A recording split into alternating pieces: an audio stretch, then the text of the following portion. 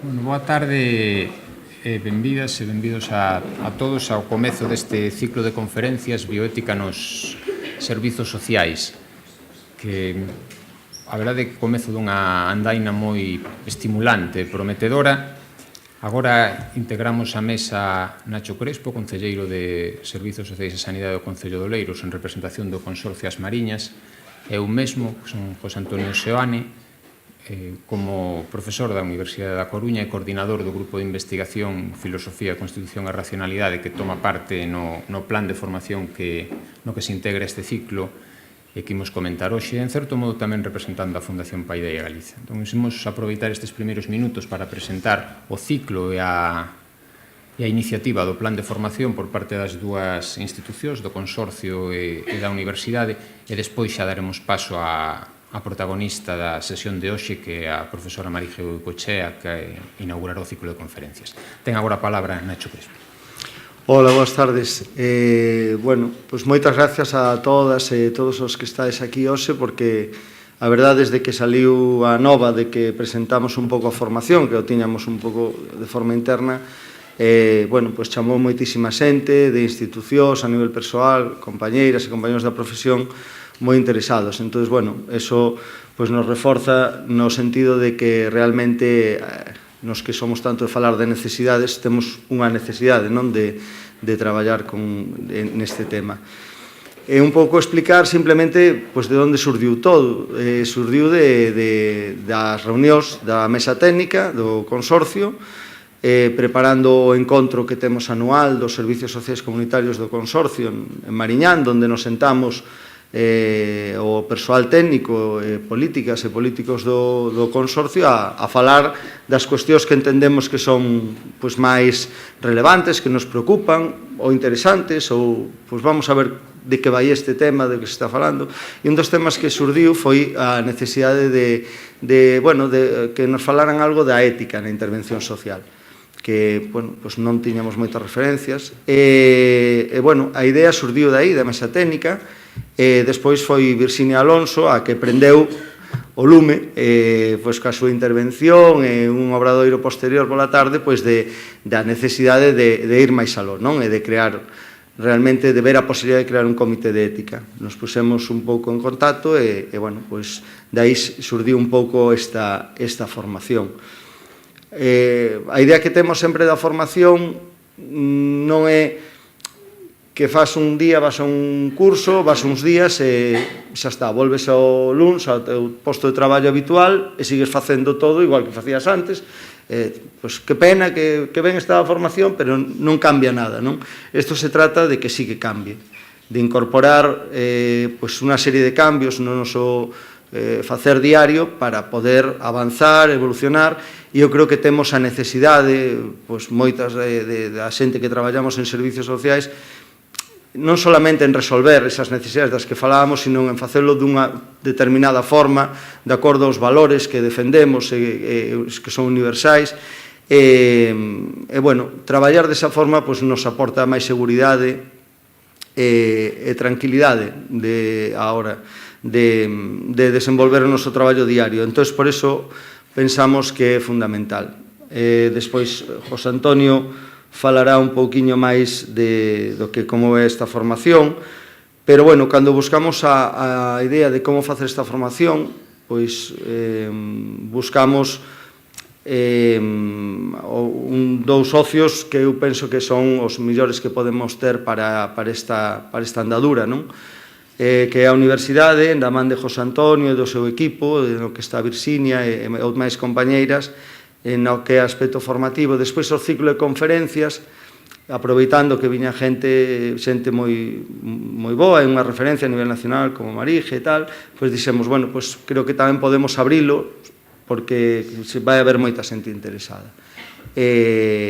Para iso, que mellor espacio que a Fundación Paideia, que sempre foi unha referencia na formación, no estudio un pouco sobre temas de ética, tema sanitario, sociosanitario, no social. Eu creo que é un fantástico espacio para poñer en marcha todo isto. Simplemente cal é o objetivo desta formación e destas conferencias? Chegar a que haxa un comité de ética. E a miña visión, e a que entendemos un pouco dentro de todo o equipo, é que ese comité de ética vai un pouquiño máis aló do que poden ser as estruturas administrativas, ao mellor, aínda que é importante, falábamos de que haxa alguén de algunha administración respaldando, sí que vai un pouquiño máis aló, independentemente da situación, que é un consorcio, unha área metropolitana, unha mancomunidade, que sexa, que exista ese comité de ética, que sexa amplio, que teñamos cabida todas as distintas institucións e administracións que traballamos no ámbito social e que podamos seguir traballando para facelo o mellor posible, que ese é o noso traballo. Por miña parte, nada máis, dar as grazas a José Antonio unha vez máis e á Fundación Paidella.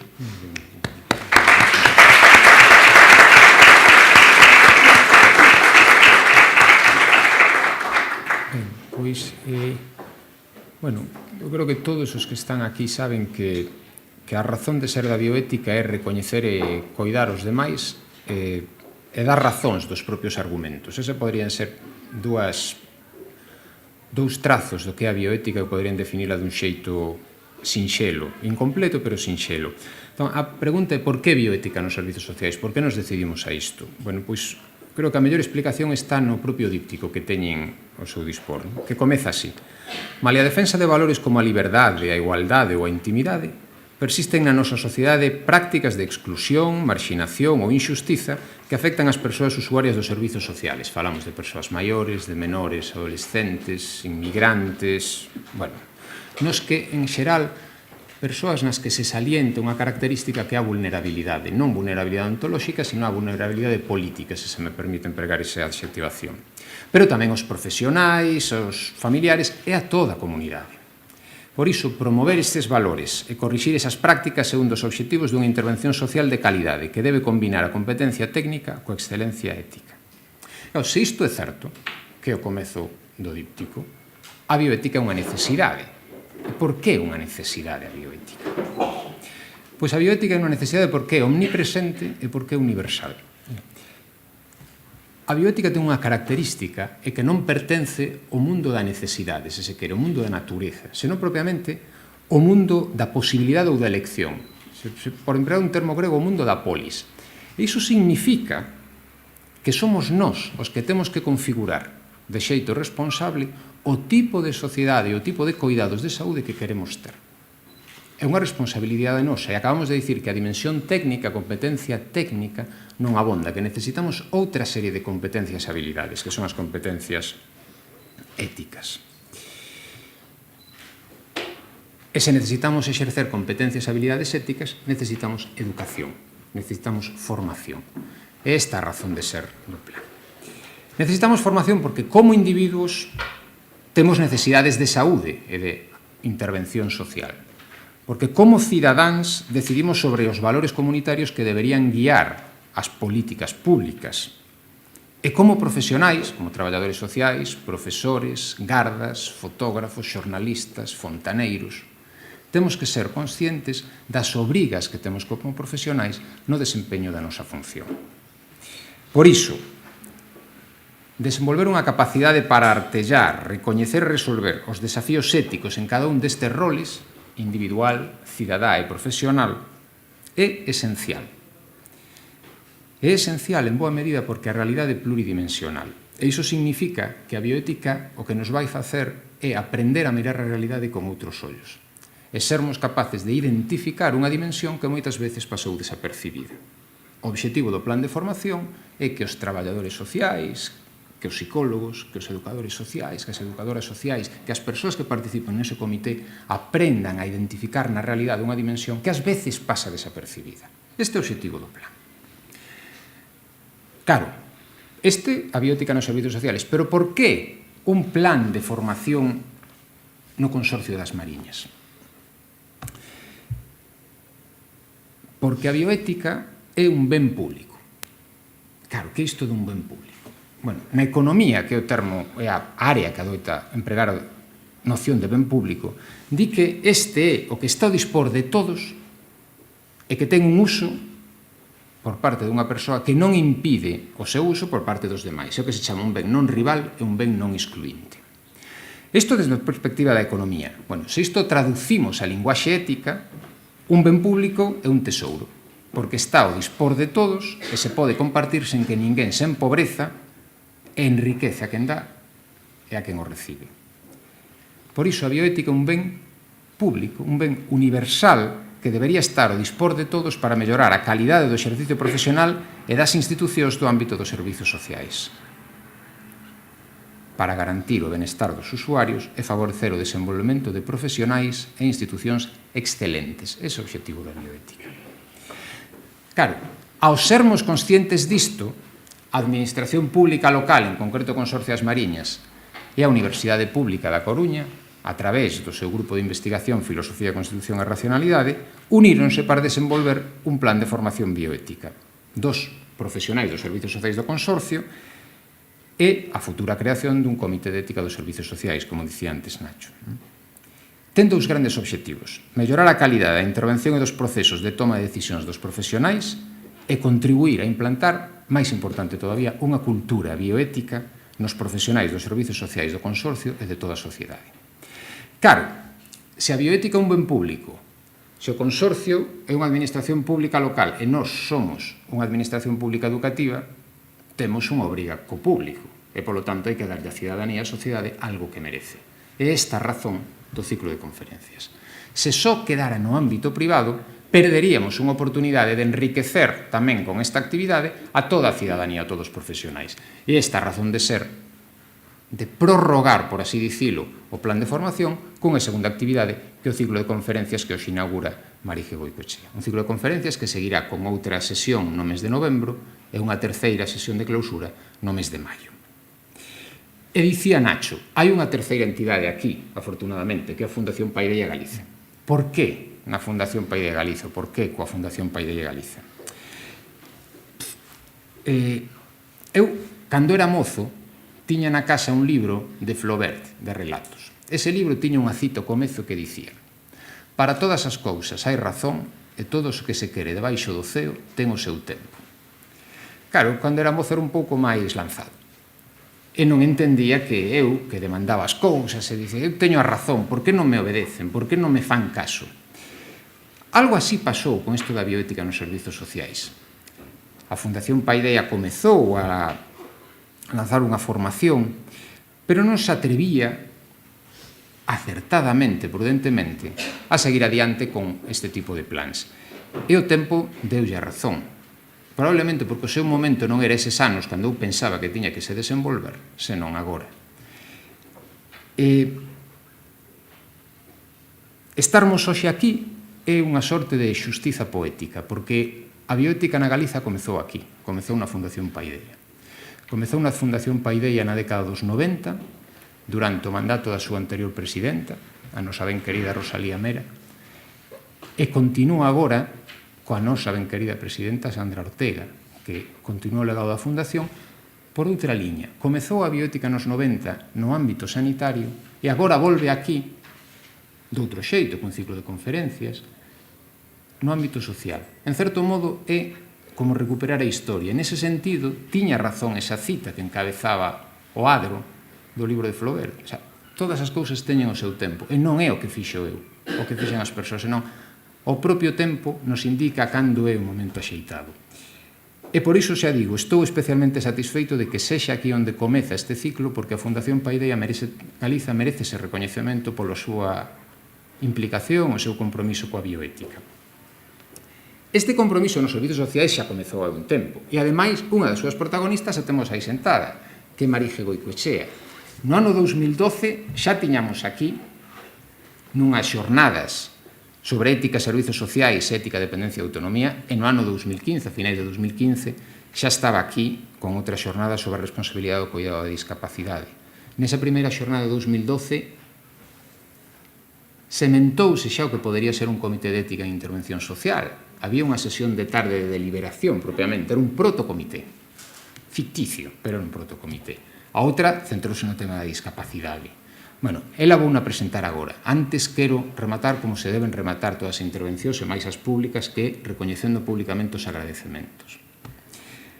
En primeiro lugar, a Virxinia Alonso, que é a coordinadora comigo do plan de formación. Porque foi realmente, como dixo Nacho, o xermolo de todo isto e polo seu quefacer ao longo destes anos, tanto na tese de doutoramento como agora nas actividades de formación que estamos a facer. Dentro diso, as dúas persoas do grupo de investigación que colaboran no plan e que colaboran noutras actividades, que son Viviana García Llerena e Carolina Pereira.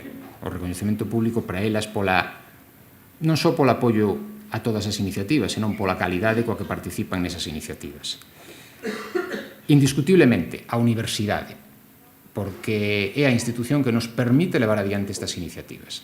E a Universidade da Coruña, nese sentido, tamén un exemplo de compromiso e de axuda para poder levar adiante estas iniciativas.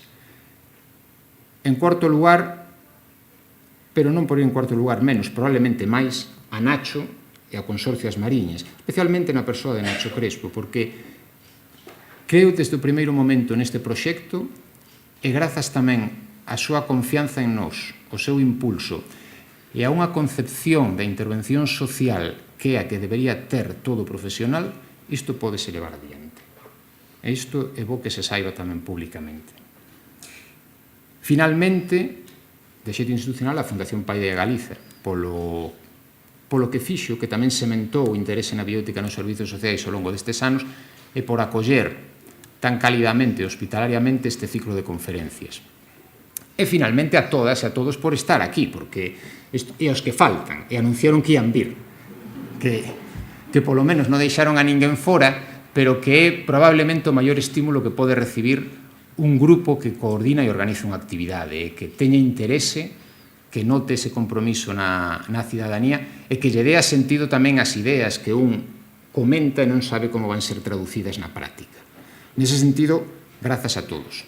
Bueno, e finalmente, que decía por último, era mentira, a Marije Goicoechea. E vou a presentar xa para... Cando deseñamos o ciclo, non o que quixemos foi enriquecer a experiencia galega, que aínda é pequena no ámbito da ética nos servizos sociais, con outras experiencias máis desenvolvidas ao longo do noso territorio.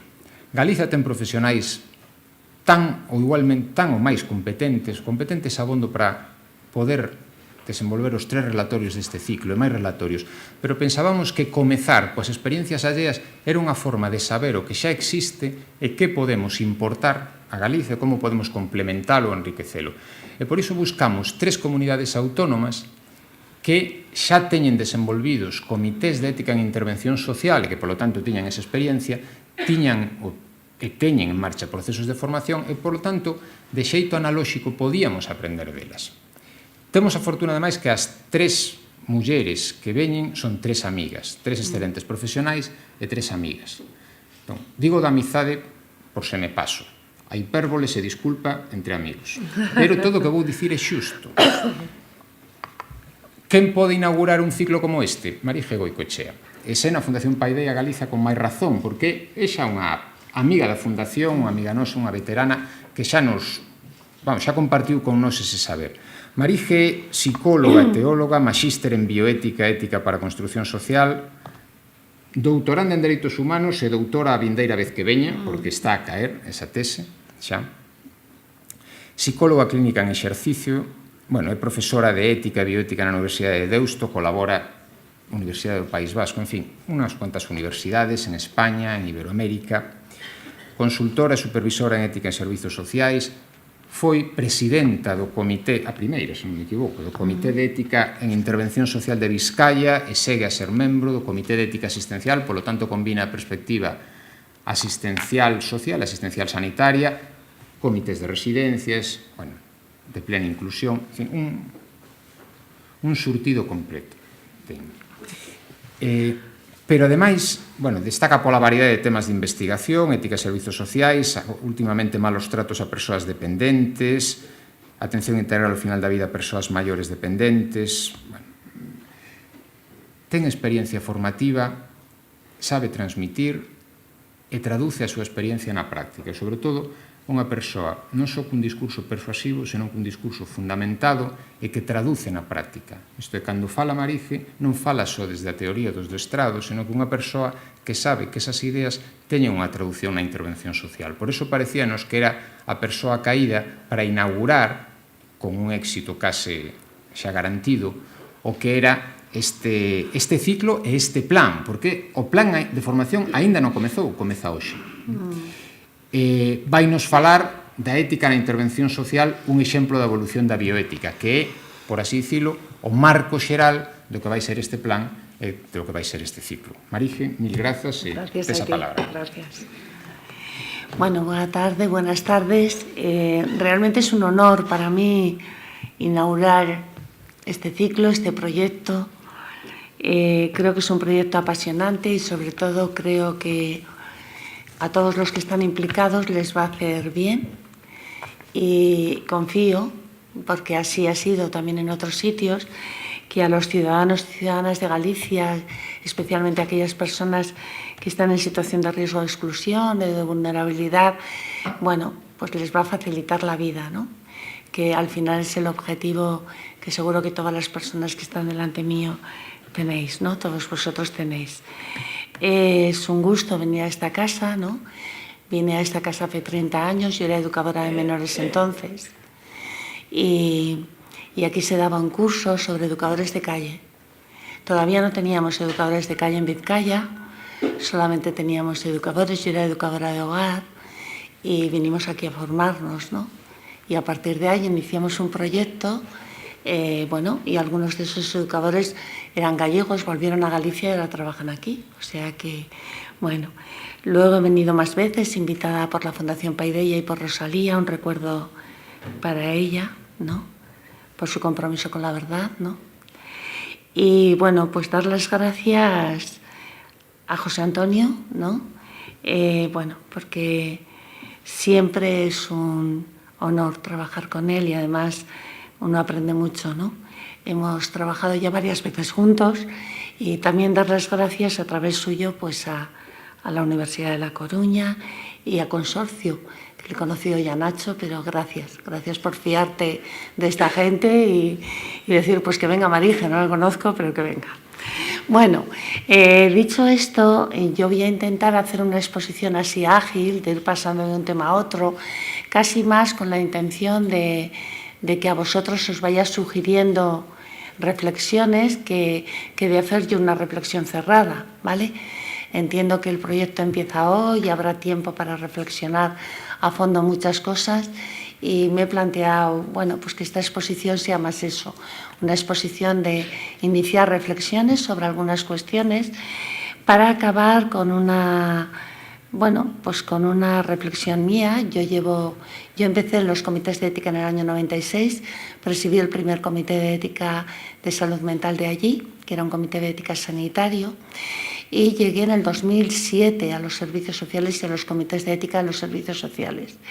10 años más tarde puedo decir que los servicios sociales y la reflexión sobre la ética en los servicios sociales me ha aportado muchísimo a mis conocimientos de ética, a mi reflexión ética y creo que ha aportado mucho a la bioética.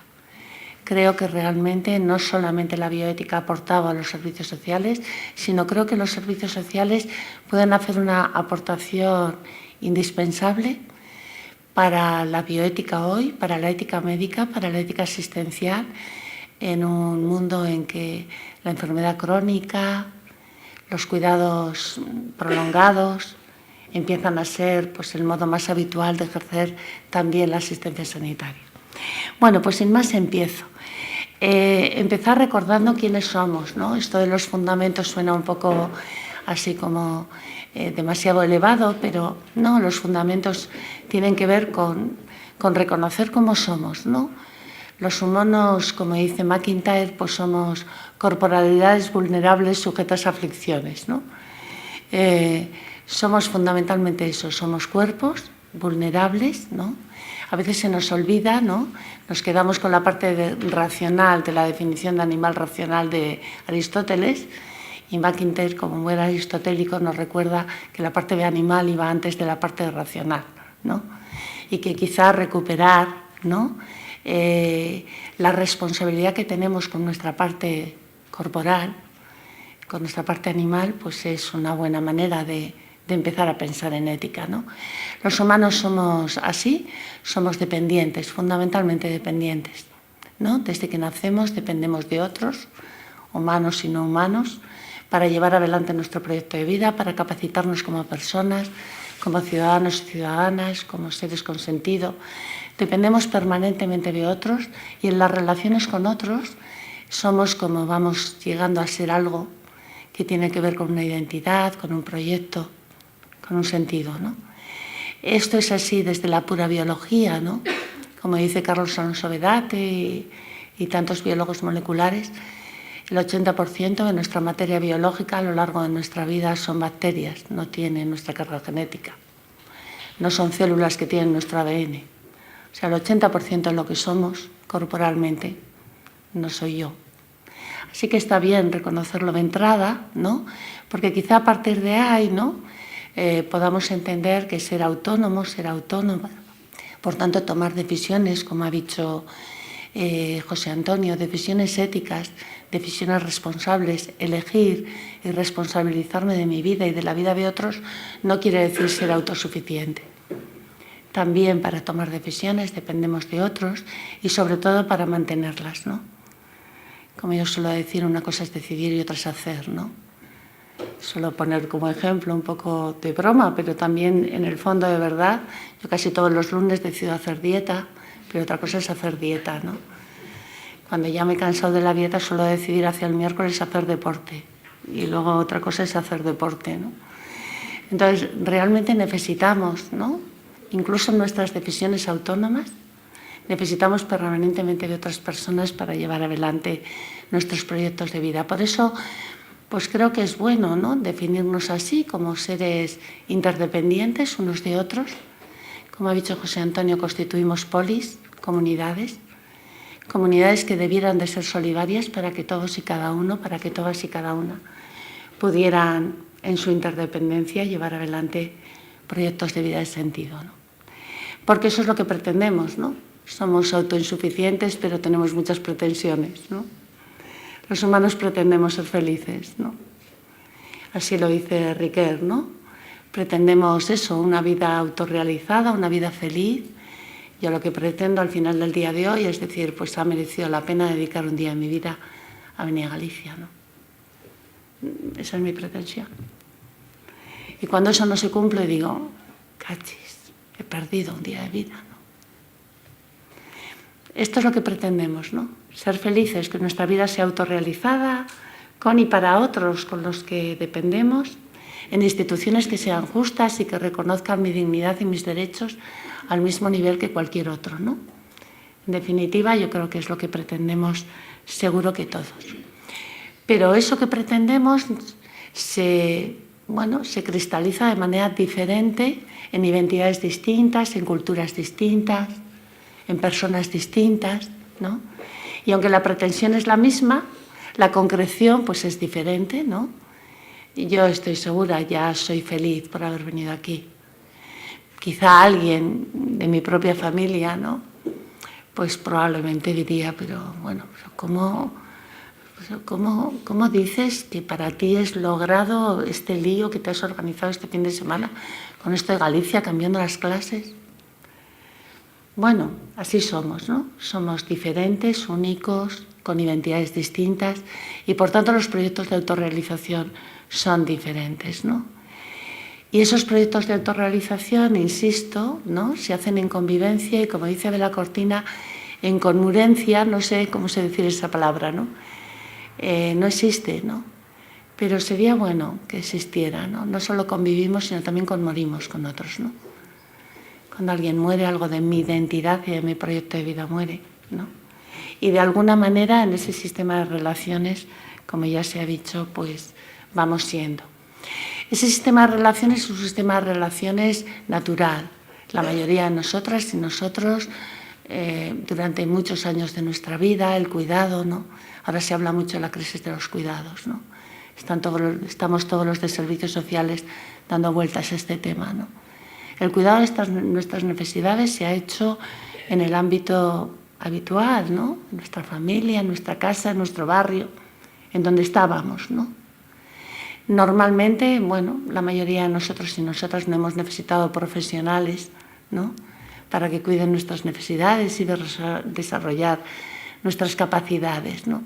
Pero es cierto que hay veces que algunas de las necesidades que tenemos a lo largo de la vida pues necesita cualificación, necesita capacitación específica, técnica, de personas, ¿no?, que quizá nos hemos formado para cubrir esa necesidad de manera adecuada y posibilitar que esa persona siga llevando adelante su identidad y su vida. Y a veces, pues porque o no tenemos míos, o no pueden, o no saben, o no quieren, ¿no? Y ahí es, como decía José Antonio, cuando la polis se hace cargo, ¿no? Cuando los políticos se hacen cargo, ¿no? Cuando la ciudadanía se hace cargo, cuando la comunidad se hace cargo, ¿no? Cuando la comunidad dice, bueno, pues en este momento, ¿no?, ponemos en marcha políticas, ¿no? Políticas que pretenden cubrir esas necesidades y facilitar que las personas podamos seguir llevando adelante nuestros proyectos de vida, nuestros proyectos de autorrealización, ¿no? Políticas que, como dice Fernando Fantova, pues lo que pretenden fundamentalmente es facilitar el bienestar y la inclusión de las personas socialmente y que se han ido desarrollando. Voy ágil en esta parte, luego si queréis paro un momentito por si queréis. Bueno, ya he dicho que simplemente pretendía iniciar reflexiones que se han ido desarrollando en diferentes políticas, ¿no?, que intentan preservar determinados bienes necesarios para que las personas podamos autorrealizarnos con y para otros en instituciones que sean justas. Y así, ¿no?, hemos ido desarrollando políticas sanitarias que intentan promover como bien la salud, políticas educativas, políticas laborales, ¿no? El trabajo de Paideia en este ámbito pues es fundamental, ¿no? Políticas de vivienda que permitan a la gente tener un cobijo, un techo, ¿no?, donde poder protegerse. Políticas de garantías de ingreso que permitan la subsistencia mínima de las personas. Y últimamente parece que políticas de servicios sociales, aunque nos ha pillado la crisis por medio, ¿no?, y cuando empezaba a montarse, pues, ¿no?, hemos tenido que navegar un poco contracorriente. ¿Cuál es el fundamento de las políticas? Bueno, pues es un fundamento ético. Es el fundamento del reconocimiento de que los seres humanos somos valiosos y, por tanto, merecemos ser tratados bien y merecemos que se pongan en marcha los recursos necesarios para que nuestras necesidades sean cubiertas y para poder tener buenos niveles de inclusión y de protección social en situaciones de igualdad y de justicia, sin ser discriminados en virtud de mis características personales, de mi cultura, de mi edad. Al fondo, todo lo que he dicho hasta este momento, ¿no?, tiene como fundamento esto, el reconocimiento de que todos los humanos tenemos igual dignidad. Es decir, valemos en nosotros mismos, somos valiosas, valiosos, ¿sí? Y somos igualmente valiosas, valiosos. Por eso las políticas deben de seguir criterios de universalidad para todos y todas y criterios de justicia. Y por eso se configuran como derechos. No me meto mucho en este ajo porque hay mucho experto en derecho en la sala, ¿vale? Pero así lo entiendo yo. Entiendo que este es el fundamento, ¿no? El fundamento es el reconocimiento de la igual valía de todas las personas, ¿no? Bueno, pues con este marco, tal y como yo lo entiendo, ¿no?, dicho así de manera muy rápida, y seguro que tendría que matizar muchísimas cosas, pero no es el objetivo de mi conferencia, simplemente me parecía bien recordármelo y recordarlo ya a la tarde, pues es donde surge o donde tiene sentido el que hablemos de bioética, como decía José Antonio. Es en este contexto donde tiene sentido el que nos planteemos qué debemos de hacer para que las personas puedan llevar adelante sus proyectos de autorrealización en condiciones de igualdad, ¿no?, y participando de manera justa en las comunidades a las que pertenecen. ¿Qué debemos de hacer? Claro, la bioética surge en una de las políticas, que es la política que protege el bien de la salud. Surge ahí, ¿no? Surge porque en esa política, en el desarrollo de ese sistema de política social, del sistema sanitario, cuando el sistema empieza a desarrollarse y se universaliza, empiezan a aparecer problemas, ¿no? Algunos problemas son la distribución de los recursos escasos, ¿no? Bueno, hay que decidir quién entra en diálisis y quién no entra. Cuando había pocas máquinas de diálisis, quien no entra muere. Empieza a problematizarse la técnica, sobre todo al final de la vida. Hay profesionales que empiezan a decir que no todo lo técnicamente posible es éticamente correcto. Quizá también en servicios sociales tendríamos que empezar en alguna prestación a preguntarnos, ¿no?, si nuestro modelo rehabilitador, que posibilita quizá que muchísimas personas aprendan a vestirse solas, es siempre éticamente correcto, aunque sea técnicamente posible.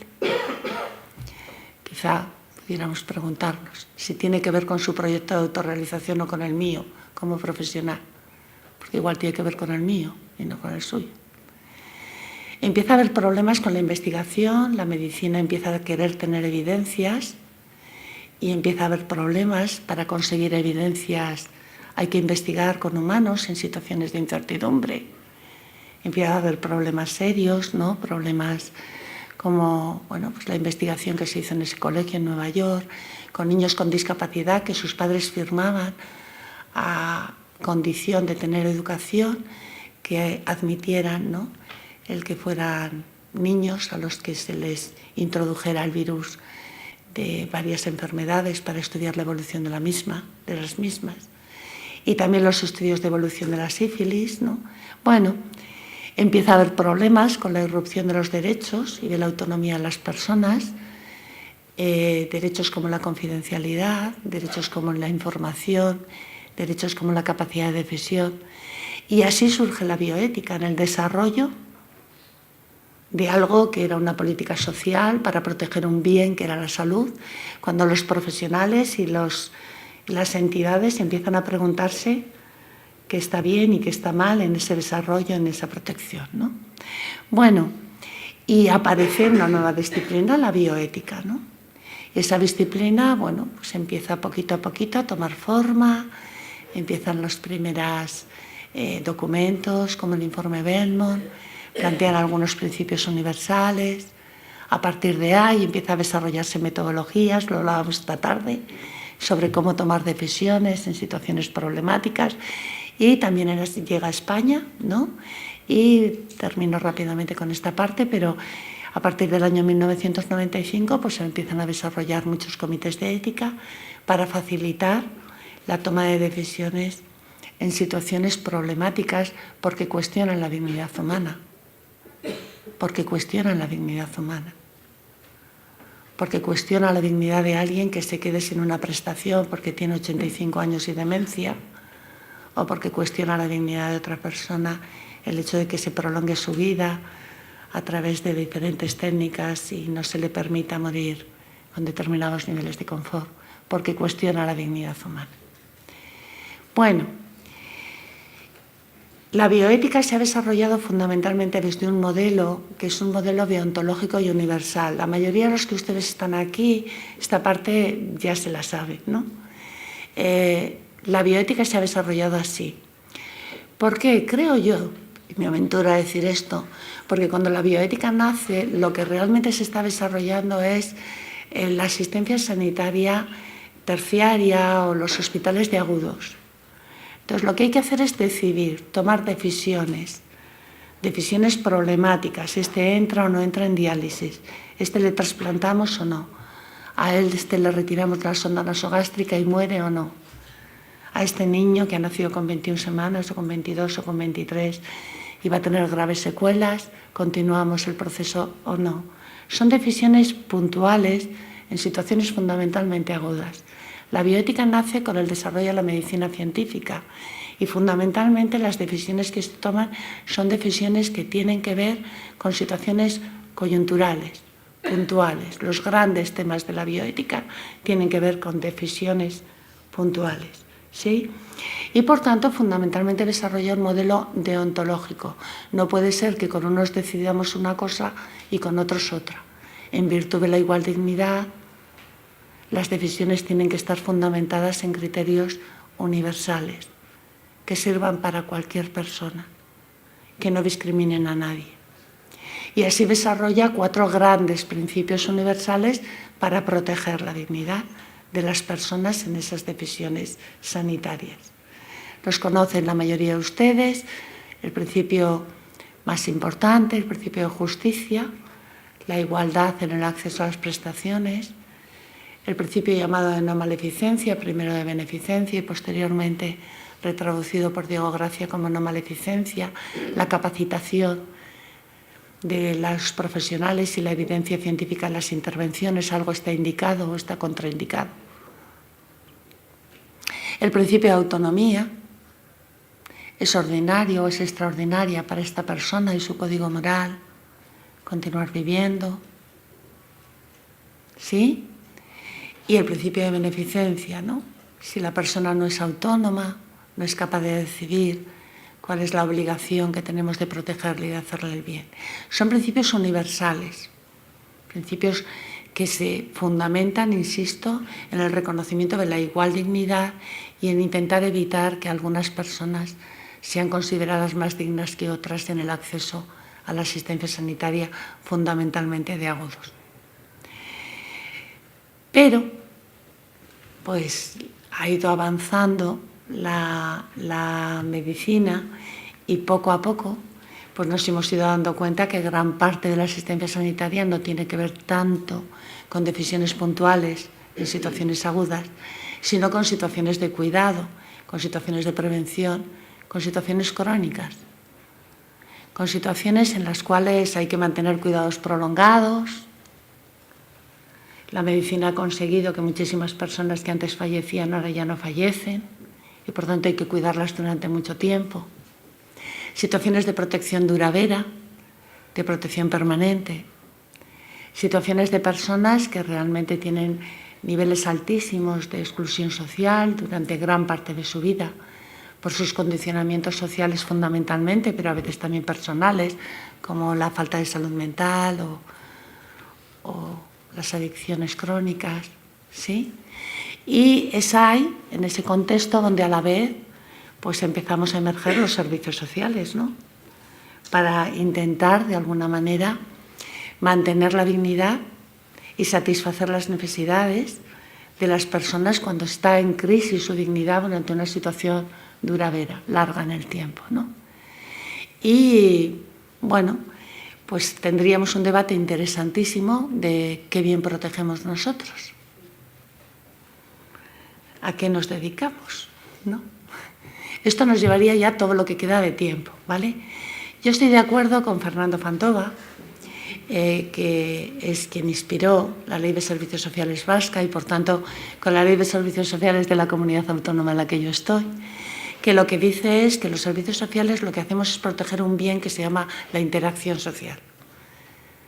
Es decir, que las personas realmente puedan ser autoinsuficientes porque siguen manteniendo relaciones suficientes para que sus necesidades estén cubiertas y su proyecto de autorrealización vaya adelante. Y que ese es nuestro bien, que ese es el bien que nosotros protegemos.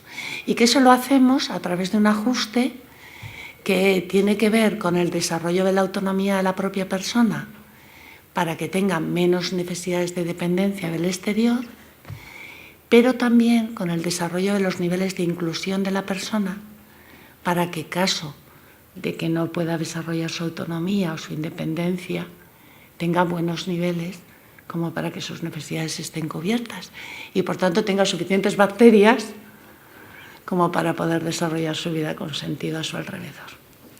Bueno, y creo que ese es un poco nuestro fin, ¿no? Y por eso nosotros hacemos algunas intervenciones diferentes al medio sanitario. Esto es muy importante para la ética, porque claro, para preguntarme la primera pregunta es, ¿yo estoy haciendo lo que debo de hacer? Claro, lo primero es saber qué tengo que hacer. Porque claro, si yo vengo a Galicia y de repente me encuentro que estoy en Salamanca y he salido de Bilbao, no es que esté mal ir a Salamanca. Salamanca es una ciudad preciosa, pero es que yo iba a Galicia. Esta es una cuestión importante, ¿vale? Tiene que ver con la ética. Tiene que ver con la ética. Saber qué es lo que yo quiero desarrollar para luego poder saber, desde las políticas que ejercemos hasta cómo gestionamos las cosas, hasta cómo hago mi intervención, si realmente lo que he hecho con esa persona mayor que está en ese centro residencial o con ese joven que tiene una discapacidad física o intelectual, he hecho lo que debía hacer. Porque como dice una amiga mía, ¿no?, que tiene una discapacidad física importante, ya les costó darse cuenta que lo más importante para mí no era que yo aprendiera a andar como Robocop, sino conseguir ir a trabajar. Ya les costó darse cuenta a los de servicios sociales, que se empeñaban en que aprendiera a andar como Robocop, ¿no? Por tanto, es importante, es más importante de lo que creemos, ¿vale? Y luego veremos que esta es una aportación importante que luego los servicios sociales hacen a la ética. Por tanto, lo que nosotros hacemos es intentar capacitar a las personas para que puedan llevar adelante proyectos de vida autorrealizados, ¿sí?, diversos proyectos de vida autorrealizados, no tiene por qué ser el mío, ¿no? ¿Sí? Como yo le digo a mis médicos, yo tengo varias enfermedades crónicas, ¿no? Como yo les digo a mis médicos cuando me dicen, ¿qué tal estás? Digo, estoy muy bien. Sí, ahora, ¿qué me estás preguntando? ¿Cómo cuido las enfermedades que tú me has diagnosticado? Regular. O sea, tus enfermedades, las que me has diagnosticado, las cuido regular, pero yo estoy muy bien. O sea, mi proyecto de vida va bien. ¿Se entiende? Entonces es importante saber esto, ¿no? Bueno, segundo, la segunda cosa que hacemos es intentar incorporar a las personas en situaciones de justicia a la comunidad a la que pertenecen, de tal modo que las interacciones sociales que tengan sean el máximo posible para llevar adelante sus proyectos, porque ya hemos dicho que todos somos autoinsuficientes. Y tercero, en algunos casos, cuando no conseguimos ni lo primero ni lo segundo, repito, ni lo primero ni lo segundo, a veces podemos conseguir lo primero, a veces lo segundo, a veces parte de una cosa y parte de otra, pues nosotros lo que hacemos es proteger la dignidad de la gente, proteger la dignidad de la gente, porque alguien la tiene que proteger, alguien se tiene que encargar de la interacción con ellos. Esto último no nos gusta del todo, ¿vale? No nos gusta mucho ser nosotros los que nos tenemos que encargar de la interacción. Pero es así, un auxiliar de clínica con una persona mayor que no tiene familia y que lleva allí 15 años, es su fuente de interacción fundamental, lo quiera o no el auxiliar de clínica. ¿Se entiende? Por tanto, somos interacción con las personas cuando no podemos incorporarles socialmente o cuando no podemos desarrollar o no se pueden ellos desarrollar, ¿vale? Lógicamente, me gusta mucho insistir en que el proyecto de vida no tiene por qué ser el proyecto de vida estándar de patrón, ¿vale? Esto es muy importante.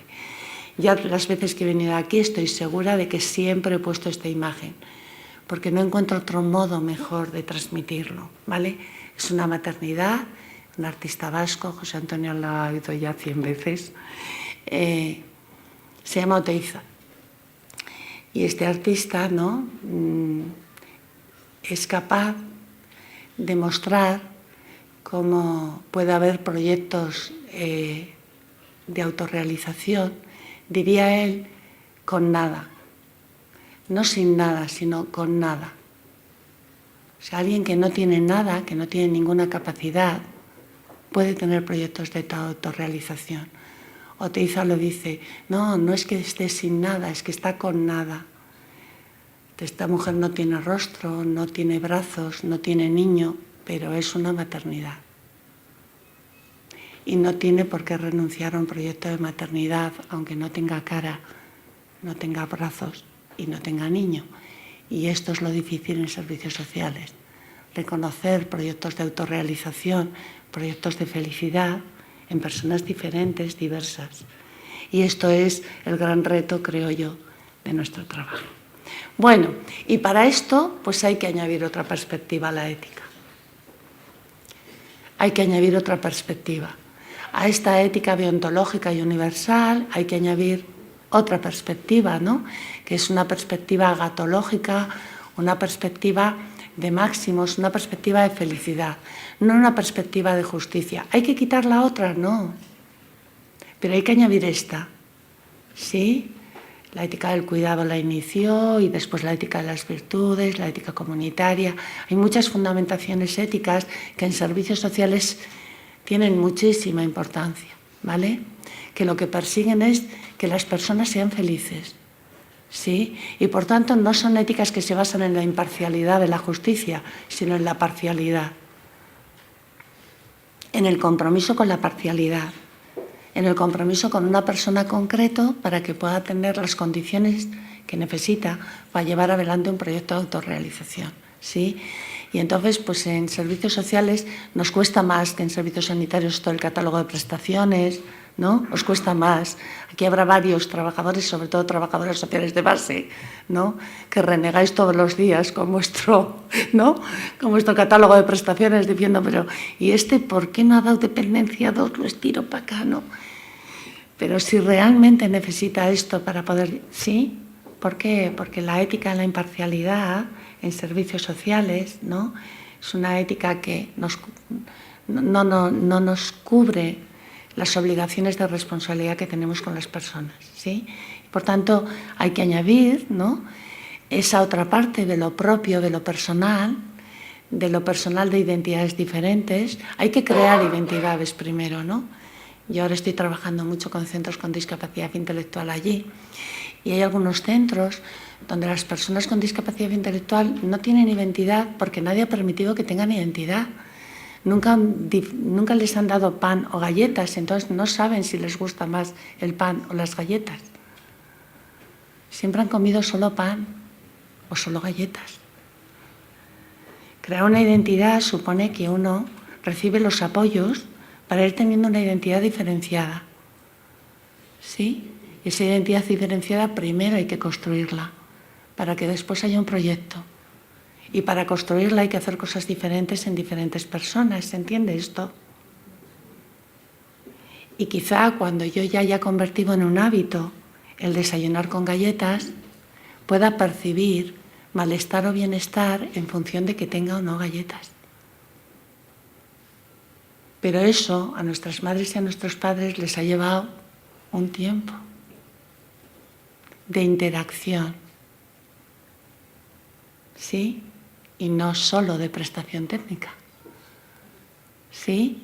Y por tanto crear interacciones pues supone no solo respetar la autonomía de las personas, sino facilitar que las personas tengan identidad y autonomía, para que después la podamos respetar y las personas puedan sentir que tienen calidad de vida y bienestar emocional porque su identidad y su autonomía está siendo respetada. ¿Sí? ¿Se entiende esto? Y por tanto, el bien que protegemos es la interacción. ¿Sí? Ese es el que protegemos. Y no la salud o no la educación. Bien. Bueno, porque las personas son diferentes. Estos dos hombres eran íntimos amigos, Julio Caro Baroja y el padre Barandiarán, antropólogos vascos muy conocidos en mi tierra. Íntimos amigos, totalmente diferentes. Julio Caro Baroja era un hombre agnóstico, el padre Barandiarán era sacerdote. En el final de su vida los dos hicieron una demencia. Y los dos terminaron su vida en un centro residencial. El reconocimiento de la identidad se traduce en muchísimas cosas que en un hospital de agudos no tienen sentido. Pero en la vida cotidiana tiene mucho sentido que a alguien le pongan una pajarita en lugar de una boina o una boina en lugar de una pajarita, porque supone la satisfacción de reconocer mi identidad o no. Lo cual no tiene mucho sentido en un hospital de agudos, ¿se entiende esto? Porque el bien que protegemos es otro. Bien. Bueno, y por tanto aparece una nueva necesidad universal, ¿no? Que como dice Peter Singer, yo no sé expresarlo mejor que él, aunque hay alguna cosa de esta expresión que no me convence del todo, pero bueno, otro día se la cuento. Peter Singer dice que hay una necesidad universal nueva, que es que todos necesitamos tener experiencias preferenciales. Es decir, que para que la vida sea autorrealizada, todos necesitamos que no se guíe por criterios morales imparciales, sino parciales. Y esto es lo que la ética en los servicios sociales debe de incorporar a la bioética. Que, insisto, es un principio universal. Todos los seres humanos necesitamos que mi vida, más allá de que se guíe en el ámbito público por criterios universales, que reconozcan mi igual dignidad, y así debe seguir siendo, y así debéis de seguirlo haciendo los que tenéis responsabilidades de gestión y responsabilidades políticas, ¿sí? Pero además de eso, en el ámbito de los servicios sociales, quizá no en el ámbito sanitario, los humanos necesitamos tener relaciones preferenciales. Bueno, y por tanto, eso no quita renunciar a la participación social, sino participar socialmente desde mi diferencia, desde mi diversidad.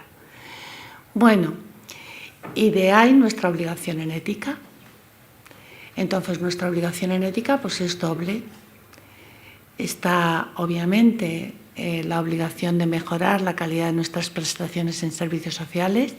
Para eso sería bueno, ¿no?, pensar un poquito cuáles son, ¿no?, si realmente nuestras prestaciones están cubriendo ese bien que es la interacción o no. Todavía hay modelos claramente de exclusión social en servicios sociales, residencias que están a 4 kilómetros del pueblo más cercano, que lógicamente no tienen como objetivo la interacción, tendrán otro. ¿Por qué están a 4 kilómetros? Yo he trabajado 12 años en un hospital psiquiátrico, José Antonio lo conoce, y algunas otras personas también, que estaba a 4 kilómetros del pueblo más cercano y no había ningún medio de comunicación. ¿Por qué? Pues porque nadie pierde nada porque no estén los enfermos mentales en el pueblo.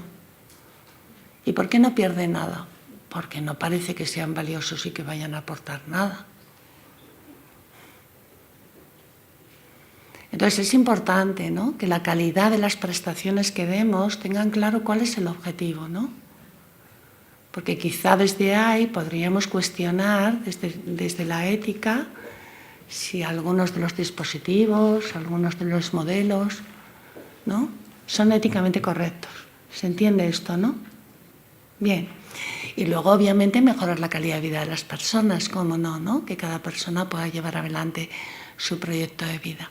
Y para eso, pues hay que gestionar algunos valores que son instrumentales. ¿Qué son los valores instrumentales? Me gusta mucho cómo los define Diego Gracia, que de vez en cuando, ¿no? Recuerdo un día, ¿no?, que me contaba Rosalía, que le había preguntado a Diego Gracia, bueno, a ver, defíneme rápido qué es esto de la ética y la bioética, que Diego le había dicho, mira, la ética tiene que ver con hacer las cosas bien, como hay que hacerlas bien. Vale, pues eso.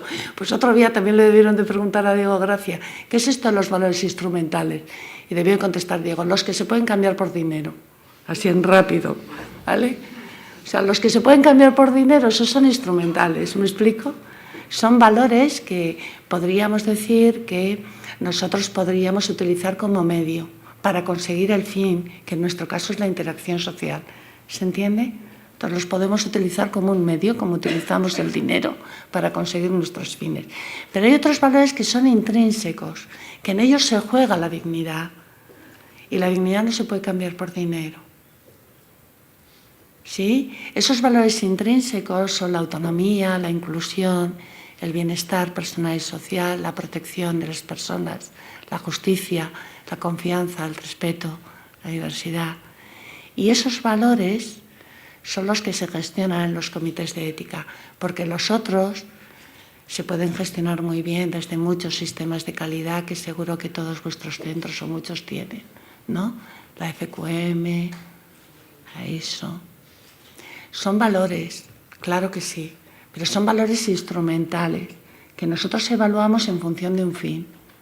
Pero hay otros valores que no se pueden gestionar a través de esos sistemas de calidad. Son los valores intrínsecos, esos son los que se juega la dignidad. Y esos son por los que tiene sentido crear un comité de ética y por lo que yo estoy encantada de estar aquí en el comienzo de este proyecto. Eso es lo que tiene sentido de crear un comité de ética, crear un espacio donde se pueda gestionar los valores intrínsecos, aquellos en que se juega la identidad, el proyecto de vida, la felicidad, la dignidad, la justicia, la confianza en las relaciones existenciales, ¿sí? Y por tanto, merece la pena, ¿no?, que ustedes, que vosotros, vosotras, hagáis el esfuerzo de que este plan vaya adelante, y doy las gracias por iniciarlo, ¿no? Y eso, bueno, pues ya se explicará en otras sesiones, ¿no? Pero se hace a través de la deliberación de los diferentes. Se hace a través de la deliberación, porque los proyectos de vida, los códigos morales son diferentes en las personas y no todos estructuramos los valores en el mismo nivel de jerarquía. Y por eso debemos de deliberar, ¿sí? Deliberar quiere decir que yo tengo la obligación de poner encima de la mesa mi perspectiva, mi código moral. ¿Qué es mi código moral? Mi proyecto de vida buena y feliz, para mí y para otros. Y eso es lo que pongo encima de la mesa. Y estoy dispuesto a modificarlo cuando otra persona, desde otra perspectiva, me dice que cree que es mejor para fomentar la interacción de una persona y su proyecto de vida otros valores. ¿Sí? Bueno. No me extiendo en esto, pero deliberar, ser miembro de un comité de ética, supone tener una capacidad, que es la capacidad de saber que lo que digo no tengo razón. Si no tengo esa capacidad, o no tengo toda la razón. ¿Me explico? Tengo la capacidad de relativizar mi posición, mi propia perspectiva, porque tengo en cuenta la perspectiva de otras personas a la hora de gestionar algo tan fundamental como la dignidad de las personas, su proyecto de autorrealización, sus niveles de justicia y de inclusión social, sus niveles de autorrealización, ¿sí? Y por tanto, como mi compromiso es ese, no es tener razón, soy capaz de relativizar mi posición, porque realmente me dejo afectar por otra posición y digo, pues creo que es verdad, creo que igual va a ser mejor que aprenda a ponerse los zapatos que se los compremos de velcro. Igual sí, igual tiene más sentido en su proyecto de autorrealización tener éxito y no vivir más fracasos en su vida viendo cómo se le desatan los zapatos. Igual en ese proyecto de autorrealización que nunca ha tenido experiencias de éxito, no podemos añadir más experiencias de fracaso. Y por tanto, tiene razón, vamos a comprar zapatos con velcro, camisas con velcro, ¿se entiende? Bueno, ¿sí? Por tanto, con esto no quiero, soy psicóloga, ¿vale? Y dedico parte de mi vida al desarrollo de capacidades de las personas. No quiero para nada desdeñarlas, porque lógicamente cualquier persona preferimos, en lugar de tener que estar esperando a que otra persona pueda satisfacer lo que para mí es una necesidad, poder hacerlo yo mismo, o yo misma. Pero eso no quita para que esa no sea la única perspectiva, ¿sí?, en los proyectos. Muy bien. Bueno, y acabo ya. Y por tanto, ¿qué pueden aportar los servicios sociales a la bioética, ¿no? A la ética, no solo a la bioética, sino a la ética, ¿no? Bueno, pues yo creo que la dependencia, la discapacidad que tenemos los humanos, no la discapacidad que tienen las personas con discapacidad, ¿me explico? La discapacidad que tenemos los humanos, ¿no?, a lo largo de nuestra vida para diferentes cosas que no somos capaces y que son capaces en otra cultura, ¿no? Quizá en la cultura africana son capaces personas de mi edad de cosas que yo no soy capaz en esta, ¿sí? La discapacidad que tenemos los humanos, la dependencia que los humanos tenemos de otros, la exclusión que a veces vivimos los humanos porque los sistemas universales y las políticas universales no posibilitan que yo participe como ciudadana en iguales condiciones que cualquier otra persona, pues realmente son un reto para la bioética, porque la bioética ha nacido para decidir en situaciones urgentes, en situaciones agudas, ¿no? Y son un reto, es un reto para volver a pensar la bioética, volver a pensar la no maleficencia, volver a pensar la justicia, desde la definición de discapacidad de la ONU, volver a pensar la autonomía, desde la identidad de personas que quizá estén incapacitadas legalmente, pero tienen una identidad y hay cosas que les hacen felices y tienen sentido y cosas que no les hacen felices y no deben hacerlas. ¿Sí? Volver a pensar ¿no? Bueno, y por tanto, bueno, requiere desarrollar en la ética, bueno, pues aspectos nuevos, además de la argumentación racional, además, aspectos que tienen que ver con actitudes, habilidades, virtudes y no solo decisiones racionales. ¿Sí? Como yo le suelo decir a veces a mi marido, ¿no? Si está aquí se reiría, le suelo decir, tienes razón, pero lo que dices no es verdad.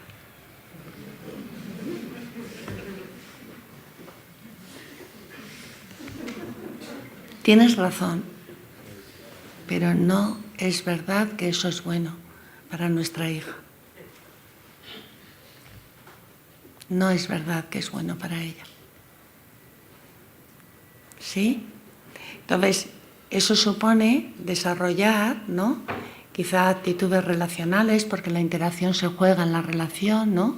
Hábitos, y exige también la capacidad de dejarse afectar por perspectivas mucho más minoritarias que la de la argumentación racional. Porque la perspectiva de la argumentación racional es una perspectiva mayoritaria. Pero hay otras perspectivas, ¿sí? Distintas. Bien, y por tanto, bueno, pues yo creo que eso lleva a revisar también la ética algunos modelos, ¿no? El modelo, sin duda, ¿no? De animal con logos en la polis, ¿no? El modelo incluso kantiano, ¿no? Porque claro, Kant sí que definió la dignidad como fin en sí mismo, pero en realidad lo que Kant decía, ¿no? Ahora que me he hecho yo la tesis, ¿no? Me lo sé de verdad lo que decía. Lo que decía es que quien tenía realmente dignidad era quien era autolegislador en el reino de los fines. Es decir, tenía capacidad de participar racionalmente para determinar el bien común. Porque claro, Kant consideraba, por ejemplo, que las mujeres no éramos autolegisladoras en el reino de los fines. ¿Sí? Y por tanto hay que comprender de manera interdependiente la autonomía, interdependiente, ¿no? O quizá, bueno, pues otros modelos no me...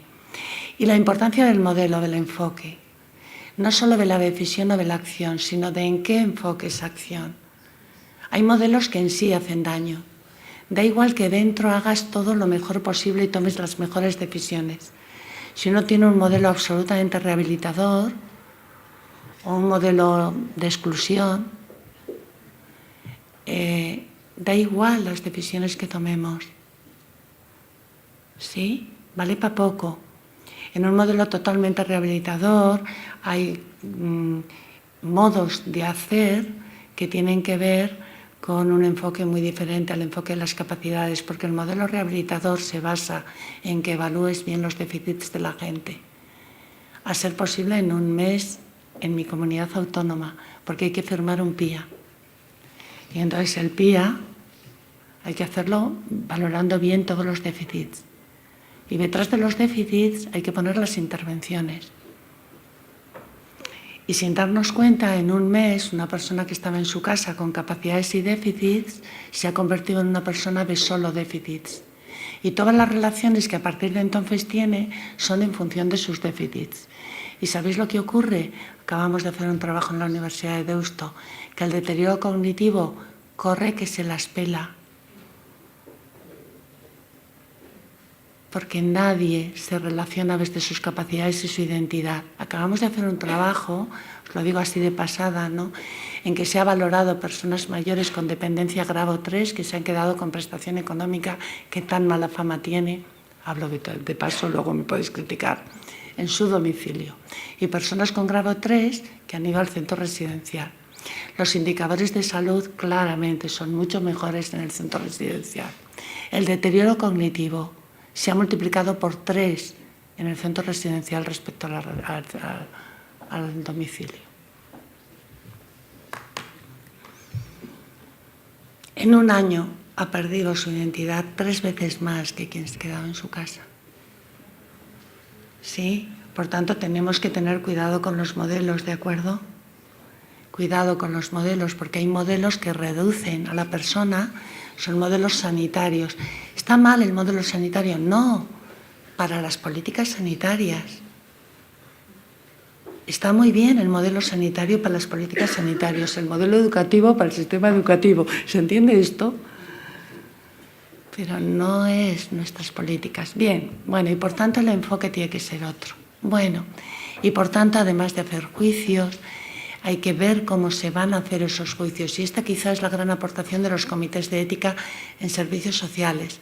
Después de pensar la decisión, pensar cómo se va a llevar adelante, cuándo se va a supervisar, quién la va a hacer, qué habilidades tienen las personas para llevarla adelante, etcétera, ¿no? Bueno, y para eso hace falta algunas capacidades. Lo hablábamos ahora arriba hace un momentito. La primera es una capacidad que yo no sé cómo llamarla, pero es la capacidad de darte cuenta que el de enfrente tiene dignidad. Esta capacidad no la tiene todo el mundo, ¿vale? Hay gente que es un discapacitado éticamente. No la tiene. No sé dónde se estudia, ¿vale? No la tiene. O sea, hay gente que no la tiene, no es capaz de que quien tiene enfrente es una persona que tiene dignidad y que por tanto es un fin en sí misma, tiene un proyecto de autorrealización.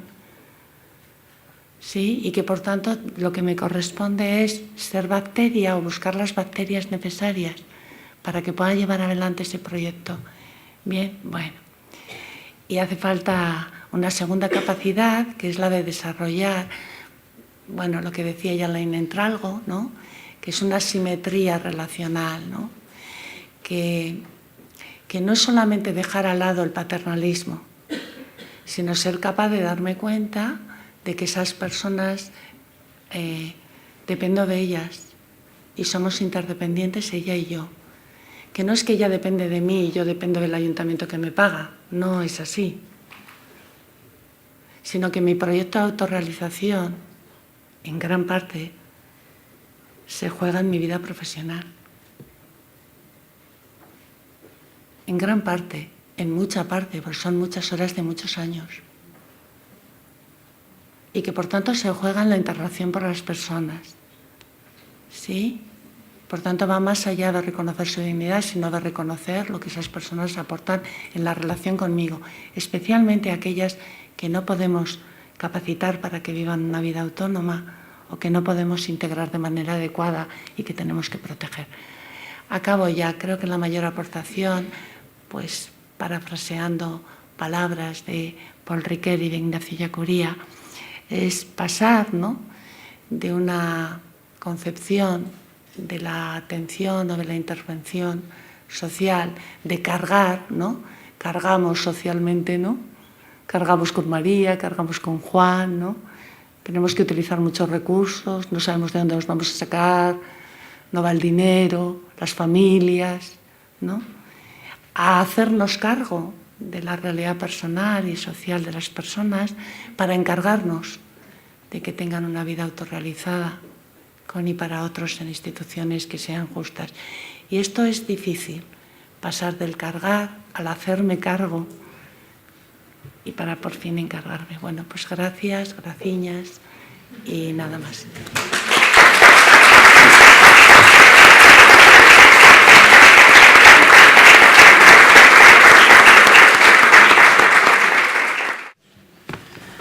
Bueno, pois nada, estupendo.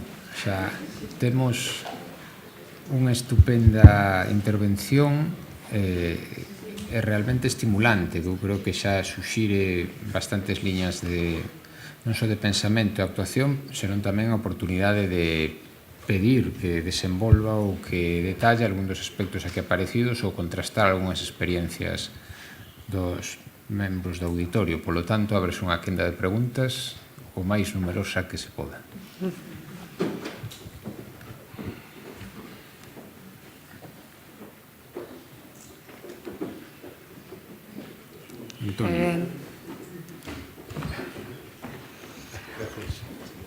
Bueno, primero, pues eso, encantado de eso, haberte escuchado, porque haces fácil lo que es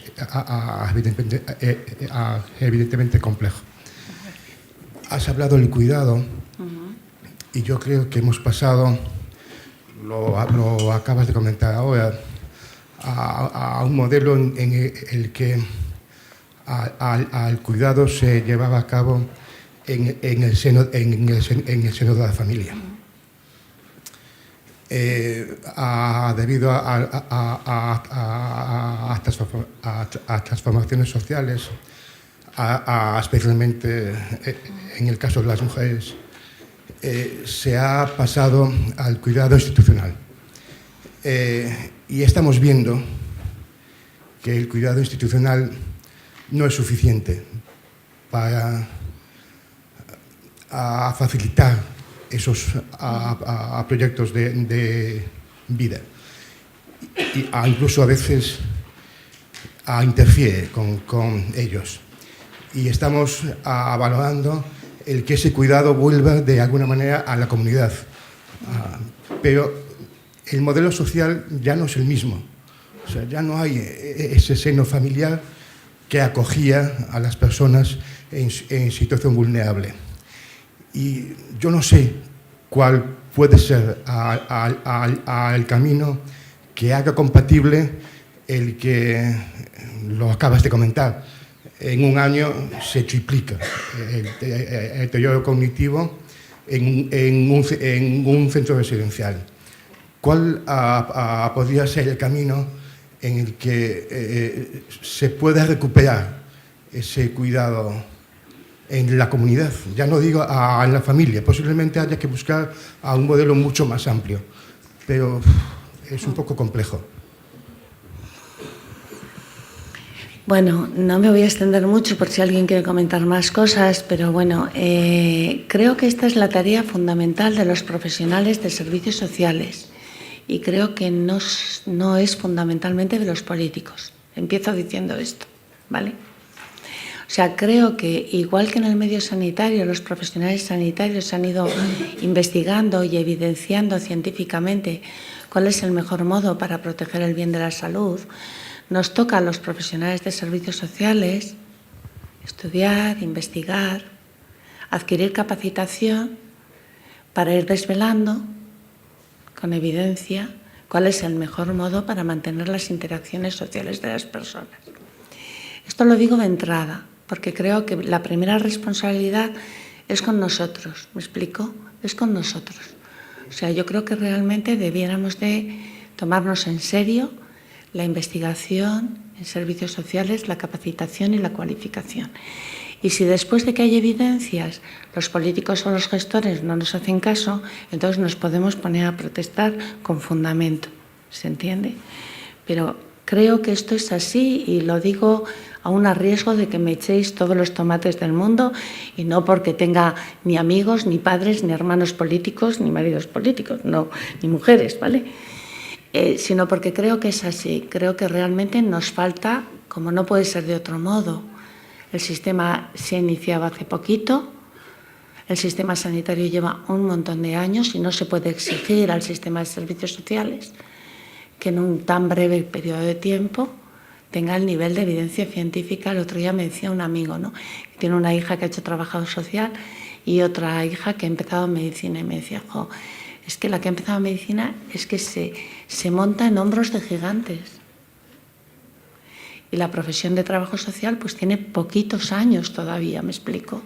Entonces no se puede exigir lo mismo que a quien con galeno empezó a tener evidencias científicas. Esto de entrada. No quiero estresar a nadie, pero sí asumir la responsabilidad ética que tenemos. Dicho esto, creo que no podemos incompatibilizar los cuidados profesionales con los cuidados informales como estamos haciendo. Y creo que tampoco debemos de fomentar relaciones de competitividad entre las familias y los profesionales cuando hay cuidados profesionalizados. Creo que no lo debemos de continuar haciendo. Creo que lo estamos haciendo demasiado, y lo digo con claridad. Creo que proponemos cuidados que son incompatibles con el medio familiar. Entonces creo que debemos de plantearnos qué tipo de cuidados podemos proponer que sean compatibles con que la familia pueda hacer algún cuidado. Pongo un ejemplo. Si seguimos teniendo centros con visitas de la familia de 5 a 7 y media de la tarde, pues es un modelo claro de incompatibilizar nuestros cuidados con los cuidados de la familia. La familia se convierte en quien controla mi cuidado. Viene a ver si le he cambiado yo suficientes veces el chándal, ¿no? Con lo cual, en poco tiempo, tenemos una cultura de competencia y un mal rollo rápido. Yo trabajo en muchos centros, ¿vale? Llevo la supervisión de bastantes centros, o sea, sé de qué hablo. Claro, si hubiera algún modelo en que, aunque yo no pueda cuidar de mi madre, si trabajo en turno de tarde, pudiera ir a ducharle por la mañana,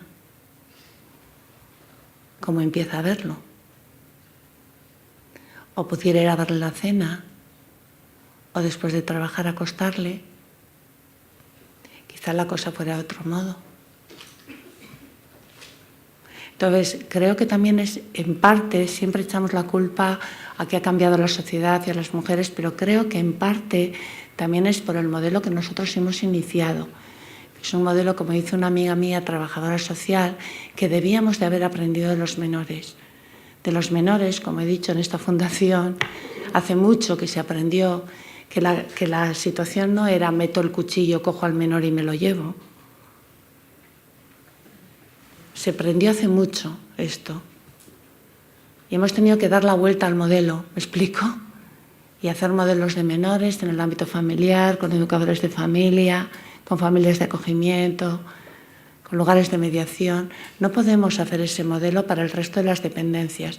No, ese ya lo hemos cambiado para la dependencia infantil. Bueno, no me enrollo más, pero creo que por aquí van las cosas. Primero, en capacitarnos nosotros para tener evidencias, y segundo, en no incompatibilizar nosotros mismos y las políticas sociales modelos de cuidados informales y formales, porque creo que eso no ayuda a las personas, independientemente de que sea más caro o más barato, que es por lo que parece que el argumento va, porque es más barato. Pero independientemente de eso, no ayuda a las personas. Yo he descubierto este año, mi hija está en California este año, que lo fundamental que necesito cuando vaya a un centro residencial es que tenga wifi. Lo he descubierto este año, es una necesidad que no tenía el año pasado, la tengo este año, ¿me explico? ¿Por qué? Porque la relación, la interacción con mi hija es fundamental en mi identidad y en mi proyecto de felicidad. Y probablemente va a vivir en California. Entonces voy por todas las residencias de Vizcaya diciendo a ver cuál tiene wifi. Pues no tiene ninguna, ni las más caras. Solo en un sitito pequeño, allí a la entrada. Entonces, si mi objetivo es la interacción, no sé si me explico, ¿no? Entonces, yo creo que quizá, claro, cuando yo digo esto me dicen, es que qué caprichosa eres, Marije, ¿cuánto quieres pagar? Residencias con wifi. Digo, si no necesito pintar mandalas, yo pintar mandalas ninguno. No sé, aquí se pintan muchos mandalas en Galicia. En Vizcaya, en todas las residencias se pintan mandalas. Digo, por si vais para allá, que sepáis. Todos los mayores se han hecho budistas de repente por llegar a la residencia. Bueno, lo dejo. Bueno, por ahí, creo que por ahí. ¿Alguien más que quiera? No sé. He ido así tan rápido, ¿verdad?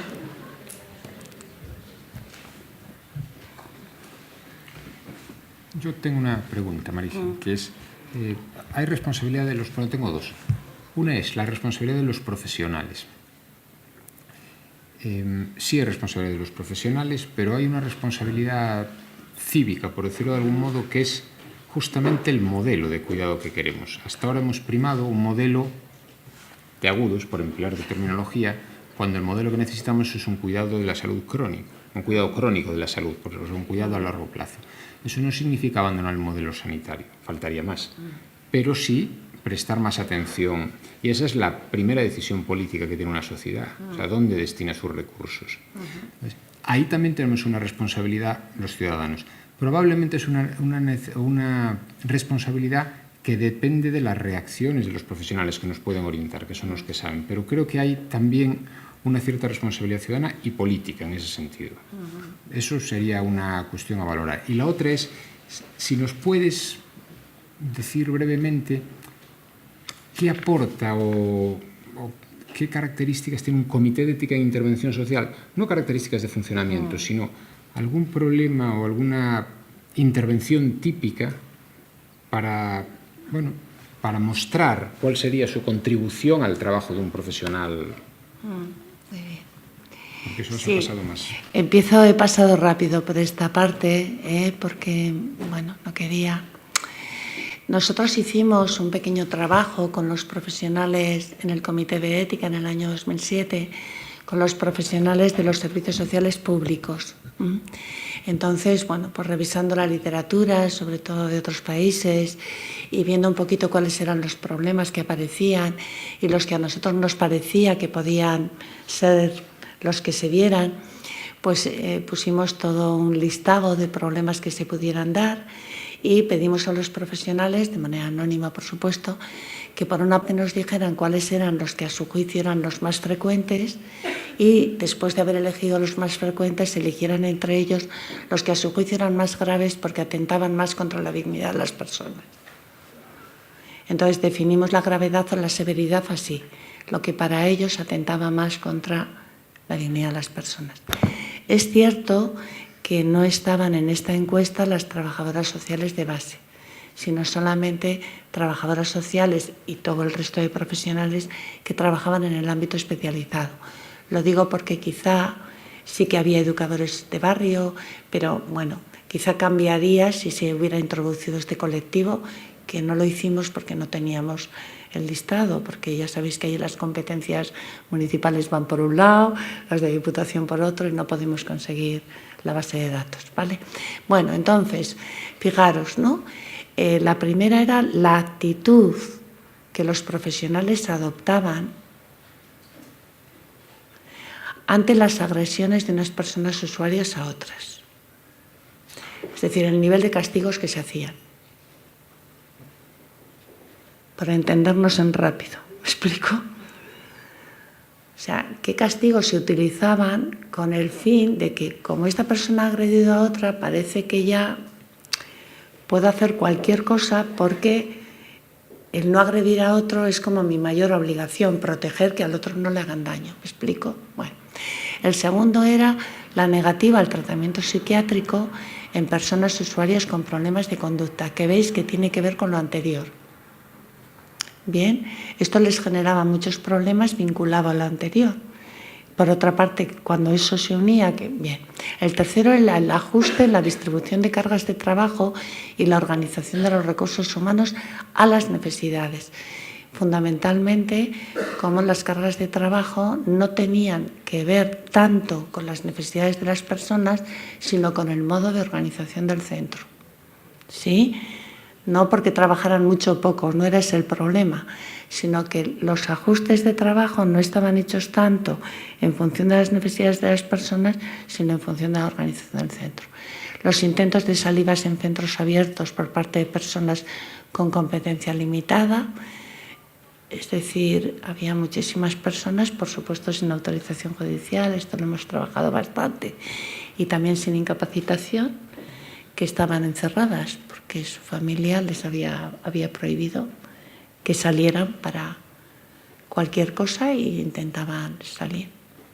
La no voluntariedad en el ingreso, las limitaciones de derechos de algunas personas para respetar los de otras personas, los usos de espacios compartidos en personas con incidencia y las acciones ante el incumplimiento de normas en los centros de servicios sociales por parte de las personas usuarias. Bueno, ¿qué quiero decir con esto? La gran mayoría de las cosas, como veis, tienen que ver con la parte organizativa.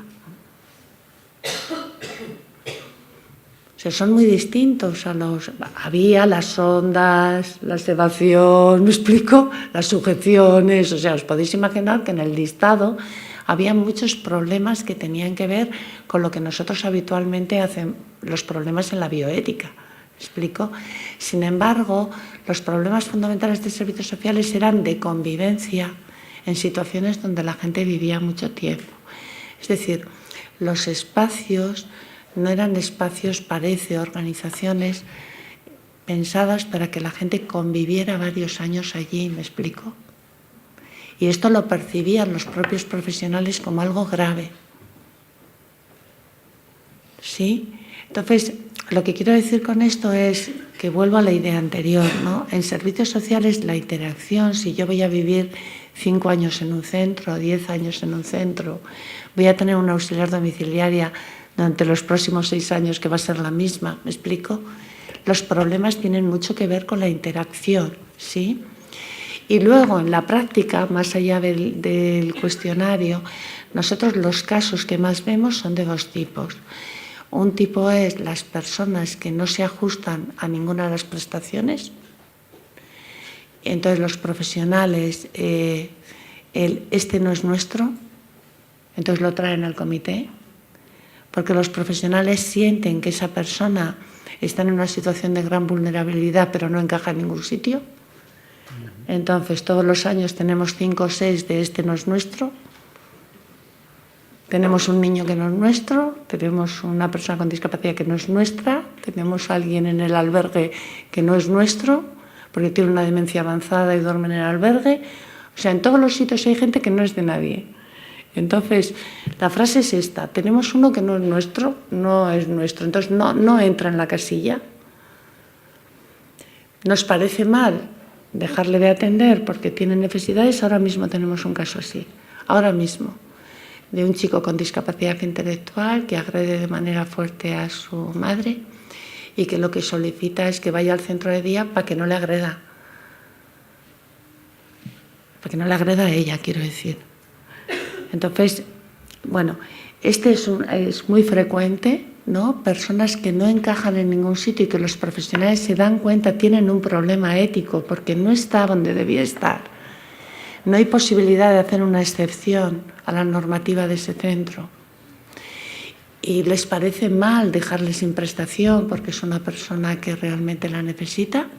Este es un caso muy frecuente que aparece.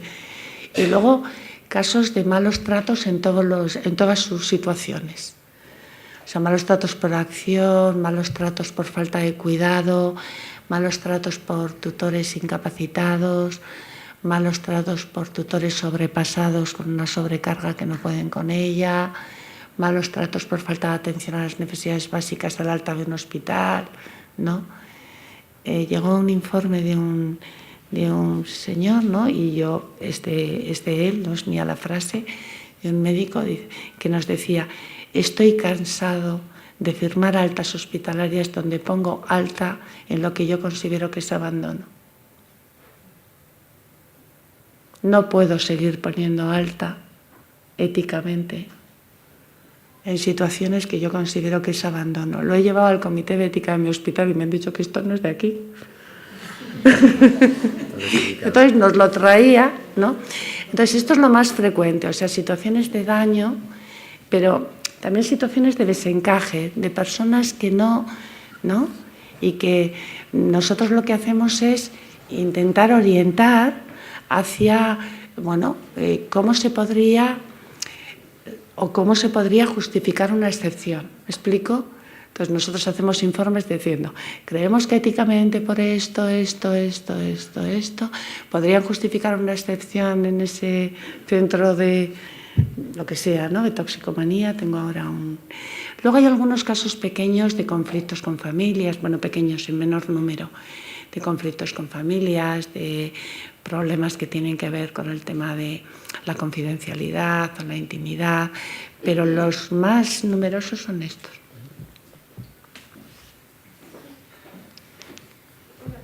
Sí.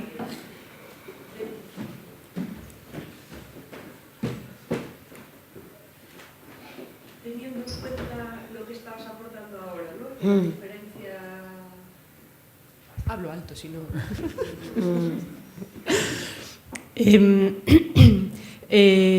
el bien interno en los servicios sociales es diferente, ¿no? Al ámbito sanitario, los problemas éticos son diferentes al ámbito sanitario. ¿No deberíamos hablar entonces, en lugar de bioética en los servicios sociales, de ética en los servicios sociales, aún reconociendo la tradición, ¿no? Y la experiencia y los antecedentes de la ética en el ámbito asistencial o sanitario, pero buscar más la esencia centrada en los servicios sociales, ¿no? Y la construcción desde ahí, reconociendo, insisto, de dónde parte, ¿no? ese interés por pensar en cuestiones éticas, ¿no? Bueno, si genera una confusión el término bioética porque da la impresión de que es hacer ética médica en el medio de los servicios sociales, estoy de acuerdo.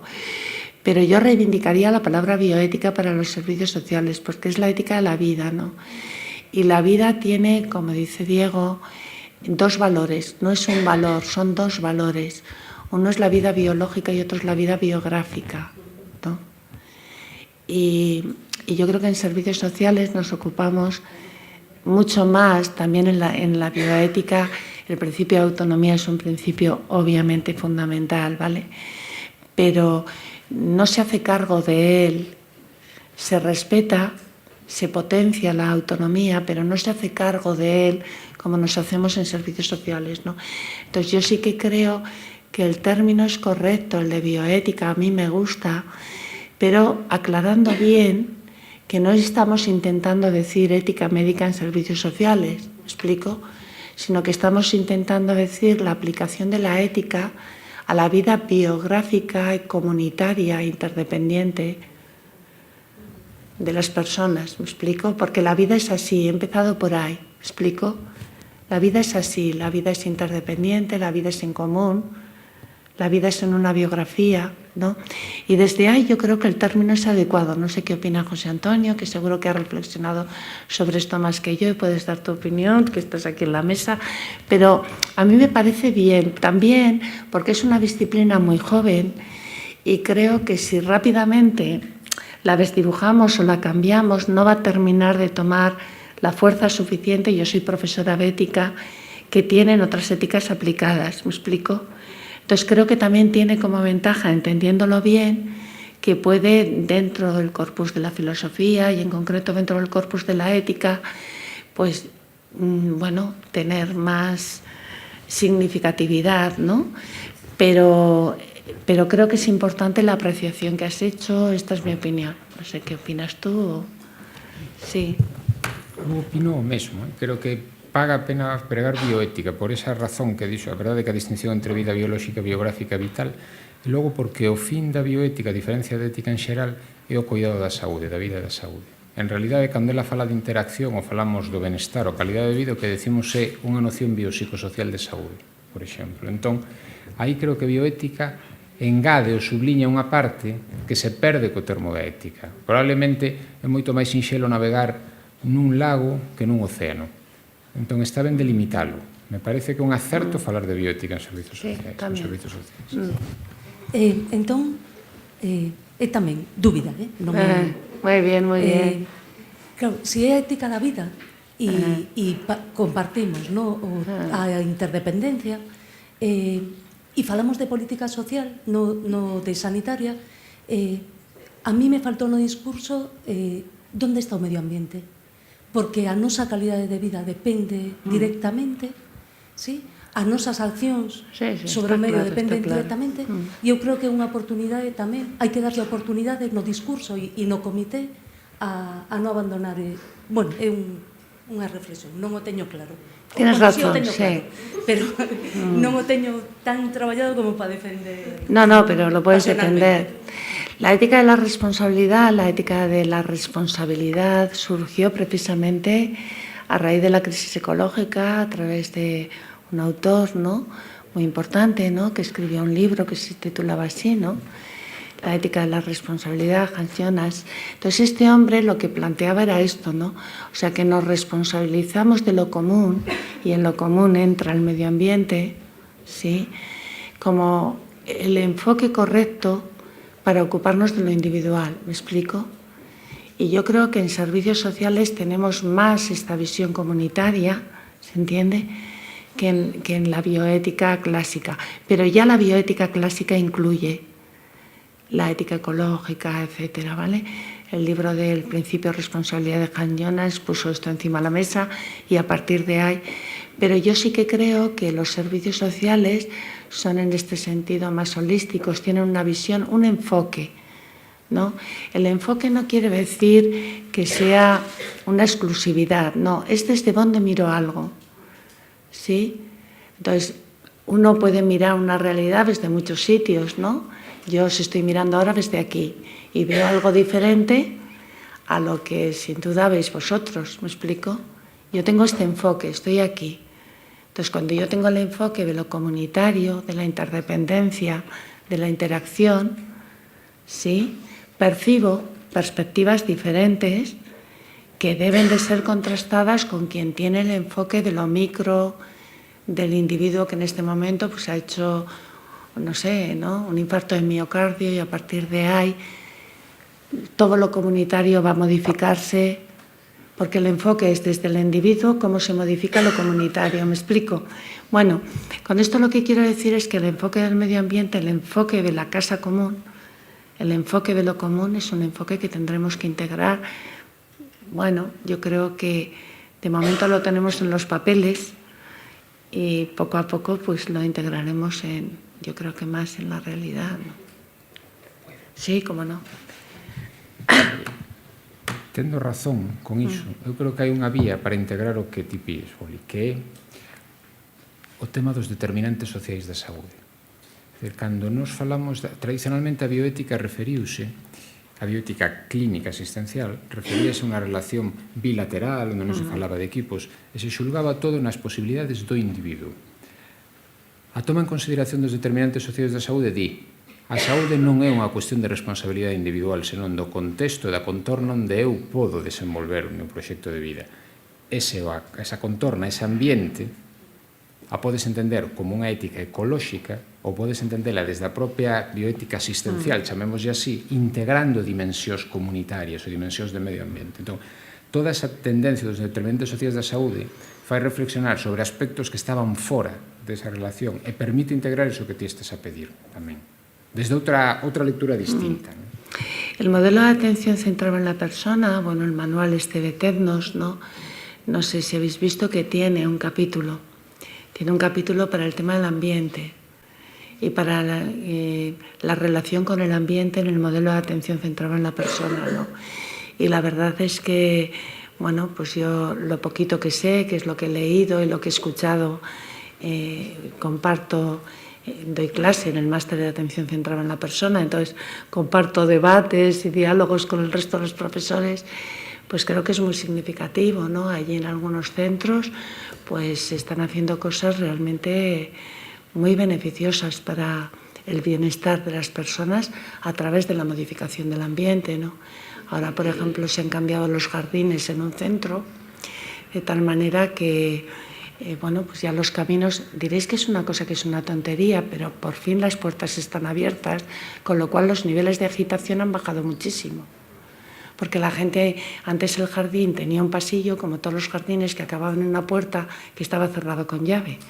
Entonces las personas con demencia se agitaban muchísimo, o no salían al jardín o acababan agitadas, porque acababan en una puerta que no se abría, ¿sí?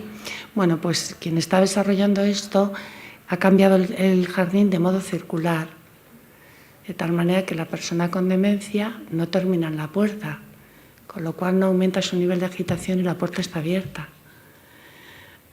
No, lo pongo como ejemplo, yo no sé mucho de esto, pero hay gente que sabe y que lo está haciendo y, bueno, pues creo que es una aportación importante para el bienestar de las personas, para que puedan sentir que no están encerradas en un lugar, que pueden salir al jardín y que el jardín no es un espacio cerrado, sino que es un espacio abierto, ¿me explico? Y esa experiencia pues, es una experiencia muy gratificante para alguien, muy diferente a la experiencia de estoy encerrado o encerrada, ¿no? Bueno. Héctor. ¿Qué tal? Buenas tardes. Hola. Hola. Nos volvemos a ver. Yo estaba reflexionando un poco ahora que se hace este paralelismo, ¿no? El contexto sanitario y el social, y en cuanto a las dificultades que podrá tener seguramente la implantación de los comités, ¿no? Y decía, en el hospital al final pues es un contexto de una institución y el paciente es de esa institución y toda la gente, todos los técnicos que intervienen alrededor de él o de ella están dentro de esa institución. Y muy frecuentemente yo creo que nos encontramos en el ámbito de lo social pues algo muy distinto, y es que hay beneficiarios que lo son de un proyecto de una institución, al mismo tiempo que están bebiendo de los servicios sociales municipales para algún otro tema y la solución de vivienda es no sé dónde y hay otra asociación que está gestionando no sé qué cosa, ¿no? Entonces, claro, yo pensaba, ¿cómo articulamos,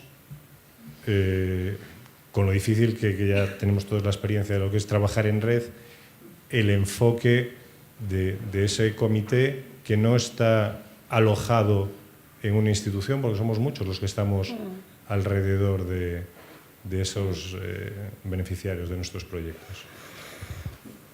Bueno, voy a decir algo que luego me va a matizar José Antonio seguro, porque es su tema, que es modificando la Ley de Protección de Datos.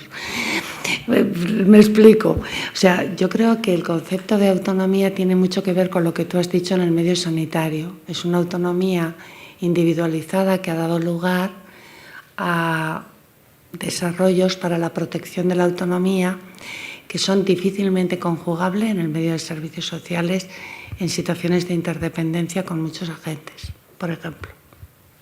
Entonces, nosotros tenemos un problema con la Ley de Protección de Datos. Lo tenemos, ¿sí? Entonces, tenemos que estar recordando permanentemente a los profesionales que los datos o la confidencialidad es de la persona y que, por tanto, es tan sencillo como preguntarle a la persona. Está José Antonio totalmente de acuerdo conmigo, seguro. Pero la gente se lo olvida, porque cree que la obligación es de la institución. ¿Me explico? Entonces, por ejemplo, para lo que tú acabas de decir, es un problemón. Es un problemón, porque para las relaciones que no son dentro del mismo equipo de una institución, sino multiinstitucionales, ¿sí? Si las personas no tienen claro que los datos y la información es de la persona y que por tanto es tan sencillo como preguntarle a la persona si le parece bien que facilite información suya a la auxiliar domiciliaria, que depende del ayuntamiento y que yo tengo en la Diputación porque soy quien evalúa la dependencia. Sí, pongo este ejemplo, pero así muchos otros, me explico, por lo que ha dicho antes José Antonio, porque el concepto de salud en el medio sanitario tiene también que evolucionar hacia un concepto de salud integral comunitaria, ¿no? Entonces, el concepto de salud es un concepto en una institución de un individuo, ¿me explico? Claro, en servicios sociales eso hace aguas por todos los sitios. O sea, una persona puede estar atendida por 4 instituciones distintas. Sobre todo si se queda en su domicilio, porque si va a una institución, entonces no. Pero si se queda en su domicilio es que perfectamente puede ir a un centro de día, tener un servicio de ayuda a domicilio por la mañana, tener una trabajadora social de base que coordina ese proyecto y ese PIA junto con un equipo y además una coordinación sociosanitaria con atención primaria o con los equipos de salud. Eso puede ser lo normal para una persona que vive en un pueblo, tener una empresa privada o concertada, un centro que gestiona otra empresa privada o concertada, ¿sí? Una trabajadora social o un trabajador social público, el ayuntamiento, el servicio social de base y un centro de salud que ya es de otro sistema encima. Entonces, realmente, pues sí, lo que tú dices genera muchos problemas no solo de comunicación e información, sino de enfoque. Esto, los que somos psicólogos y psicólogas, no sé cuántos hay en la sala, yo soy psicóloga, ya lo tuvimos que aprender, porque dentro de la psicología hay muchos enfoques, ¿vale? Y no es lo mismo que una psicóloga pretenda que alguien no tenga sufrimiento emocional que pretenda aumentar sus capacidades de autonomía. El objetivo es otro, ¿se entiende? Y por tanto, lo primero que hay que hacer es acordar el objetivo. Y esto hace que es más difícil cuando hay varias instituciones que cuando hay una sola institución. Entonces, los problemas no solo son de información y comunicación y de la Ley de Protección de Datos, de una caricatura, sino de modelo, de objetivo de la interacción. ¿Me explico? Entonces, es realmente más complejo y, por tanto, como dice Daniel Innerarity, no podemos pretender que algo complejo tenga una solución simple porque casi seguro no va a ser buena. ¿Vale? Entonces, si algo es complejo, no podemos pretender que tenga una solución simple. Tampoco lo pretende la bioética en el medio sanitario, ¿eh? Las soluciones suelen ser prudentes, no simples, me explico, no apodícticas, no seguras, pero mucho más en servicios sociales. Nuestros informes en el Comité de Ética son más modelos y orientaciones muchas veces que decisiones. Pero lo que dices es así todos los días. Y claro, a veces, bueno, esos enfoques diferentes hacen que las personas sientan obligaciones distintas, ¿no? Y bueno. Emilio, y rápido, bueno. Yo por mí seguimos, pero digo que estaba previsto a las 9 o remate. Buenas tardes. Hola, buenas. Hablábamos antes de que, decía aquí el compañero, de que al haber desaparecido la familia como cuidadora, va a ser necesario desarrollar un nuevo modelo que permita que las personas dependientes satisfagan su autonomía, un modelo centrado en sus necesidades. Yo creo que ese modelo hace ya muchos años que existe. En los 80 ya había en Europa unos centros que entraban en un grupo que se llamaba Salmón, porque iban contracorriente. Ya tenían unidades de convivencia de 6 plazas para personas con demencia, unidades que ya eran circulares para evitar que las personas chocasen con las paredes, y en las que la familia tenía llave, porque ellos entendían que al ser esa unidad el domicilio del paciente, la familia tenía el derecho 24 horas al día a poder entrar cuando quisiera en el centro sin tener que llamar, usando la propia llave. Claro, esto ya hace 30 o 40 años que existe. Yo vengo de una comunidad autónoma en el cual la sanidad es la parte yupi del modelo de bienestar y servicios sociales es la parte cutre. Tenemos un hospital muy moderno, como es el Dr. Negrín, que es de los más novedosos de España, y al mismo tiempo tenemos residencias de ancianos ubicados en antiguos asilos, de estos que vienen del modelo religioso, que tienen más de 100 años, los edificios, que tienen salones con 20 camas, y que cuando tú le planteas a los políticos que eso hay que cambiarlo, ellos van al tema del dinero. O sea, yo pienso que el modelo existe, la cuestión es, ¿estamos dispuestos a pagar un cambio de modelo? Hay grandes desequilibrios territoriales, hay comunidades que invierten más, pero es que hay otras comunidades como es la Canaria que vamos a la cola en inversión en materia de servicios sociales. En esta situación no se puede cambiar el modelo. Es una reflexión, pregunta, no sé. Tienes razón, pero no es verdad. O no es toda la verdad. Lógicamente, el cambiar el modelo con el mismo dinero supone dejar cosas del otro modelo. Si queremos mantener los dos, evidentemente es como tú lo has dicho. Pero se puede renunciar a cosas del otro modelo para cambiar por este, que es lo que ha hecho Castilla y León. Castilla y León tiene plazas asistenciales con el modelo de atención centrada en la persona mucho más baratas que las de la Comunidad Autónoma del País Vasco y que las de Vizcaya.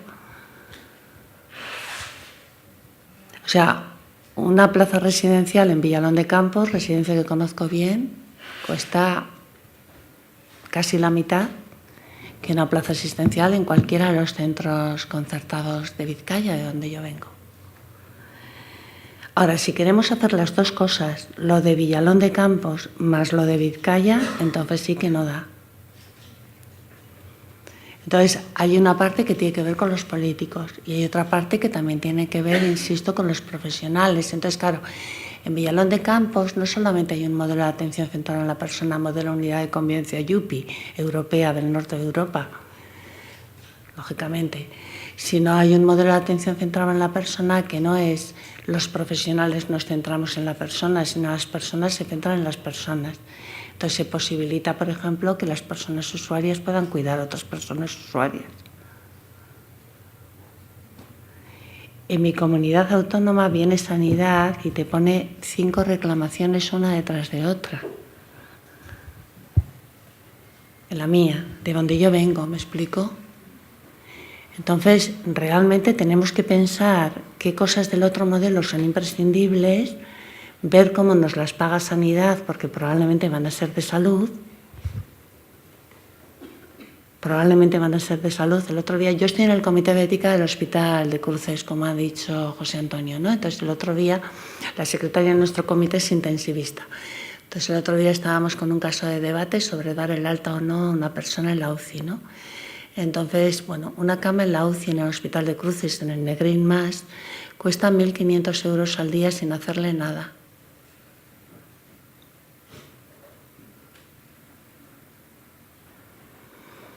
¿Qué es lo que costaría un cuidador a jornada completa en su casa? Un mes. Entonces hay que decidir, claro, tienen que decidir los políticos. Y tiene que decidir la sociedad. Sí, bueno, en Villalón hay un señor que acaba de llegar, lo pongo como ejemplo porque es una residencia muy sencilla, de esas que tú has dicho de corte antiguo religioso, pero con un equipo nuevo que ha entrado, que yo creo... Bueno, pues hay un señor de toda la vida, la tierra de Campos la conoceréis, como yo, pues que siempre se ha dedicado a criar palomares, que es lo típico de Palencia, los palomares. Entonces él no va a las residencias si no lleva pájaros. Entonces ya han llegado los pájaros y todavía no ha llegado el señor, porque no ha llegado la orden. Los pájaros ya están distribuidos en la residencia. ¿Quién los va a cuidar? Él todavía no ha llegado. La plaza cuesta la mitad que la nuestra. O sea, sí, si queremos hacer las dos cosas, ¿se entiende? Si queremos el nivel de atención sociosanitaria que tienen las residencias de Vizcaya, más atención centrada en la persona, tienes toda la razón. Pero igual hay que optar éticamente, ¿me explico? Y esto sí que corresponde a toda la sociedad, como ha dicho antes José Antonio, ¿no? Sí que corresponde a que toda la sociedad decidamos, ¿no? Y también, lógicamente, a las personas que se han comprometido desde la tarea política a ello, ¿no? Bueno, Dúas mini palabras máis. Hai unha palabra pedida aquí, outro fondo e rematamos. Bueno, rematamos. De momento con estas dúas. Aquí. Bueno, muchas gracias por la intervención, por la serenidad que transmites y por seguir invitando a la reflexión. Gracias. Yo quería, por un aporte de ayer de Begoña Román, que estuvo en Santiago de Compostela, con esto que introdujo la compañera de lo de la bioética o llamarle ética en servicios sociales. Entonces a mí ayer me hizo reflexionar mucho porque ella decía que estando en el Comité de Bioética de Cataluña y luego pasó a ser miembro, que ahora forma parte de los dos, del Comité de Ética de Servicios Sociales, decía que empezaron a implantar y entonces que les sirvió copiar el modelo de bioética, pero que llegó un momento que la complejidad de los servicios sociales, los conflictos que se presentaban, no era suficiente. Entonces que tuvieron que crear un sistema de enlace entre el Comité de Ética de Servicios Sociales y el Comité de Bioética al que ella también pertenece, porque llevaron la sorpresa de que lo que venían trabajando no valía para hacer una copia exacta de lo que nosotros manejamos en los servicios sociales. Obviamente, ¿no? Sí, sí. Y eso lo llevó a la reflexión con la historia Sin social. duda. Nosotros hemos hecho aquí en Galicia, se ha regulado la historia social haciendo una copia de la historia clínica. Y es que, claro, la complejidad de lo que nosotros abordamos de una manera holística en los servicios sociales no es una copia de la historia clínica, ¿no? Eso lo quería dejar y saber tu opinión también. Sí, estoy de acuerdo contigo y, por supuesto, con Begoña, a quien tendréis aquí en la última conferencia. Ya cerrará el ciclo de conferencias, o sea que no os perdáis la oportunidad, por supuesto, también de escuchar a Beatriz, a quien también conozco bien. Es así, es como dices. O sea, el mismo caso, yo he hecho la prueba. En el Comité de Ética de Cruces no tiene la misma perspectiva y el informe es diferente al Comité de Ética de Intervención Social de la Diputación Foral de Vizcaya. El mismo caso. O sea, los informes, no te voy a decir que no tienen nada que ver, obviamente tienen que ver en cosas muy importantes, pero la perspectiva a la hora de orientar qué debiera hacerse con el caso es diferente si el objetivo es la salud que si el objetivo es la interacción social. Es diferente. Y habrá que saber qué es lo más importante para esa persona, porque a veces es incompatible los dos. Y habrá que saberlo. Es decir, en esa vida concreta y en ese proyecto de autorrealización, no siempre la salud es lo más importante. Hay veces que sí, hay veces que no.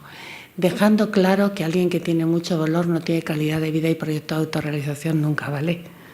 O sea, hay cosas como alguien que no cobra un duro o como alguien que duerme en la calle a 4,0. O sea, hay cosas que son necesidades básicas primarias que obviamente son básicas para que yo pueda tener determinados niveles de bienestar, ¿sí?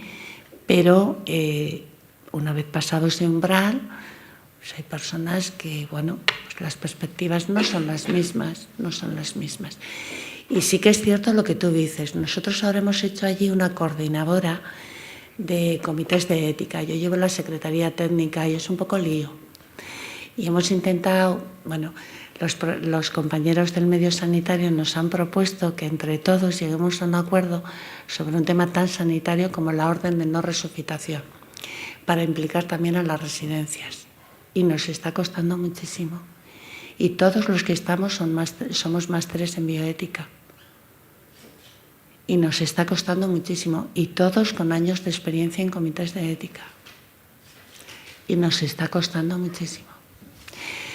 Quiero decir que realmente las perspectivas, bueno, pero vamos a llegar a un acuerdo seguro, porque todos tenemos entrenamiento en deliberación y tendremos que dejar pelos en la gatera y ver cuál es el mejor documento de orden de no reanimación para los dos espacios, no para el espacio sociosanitario, ¿vale?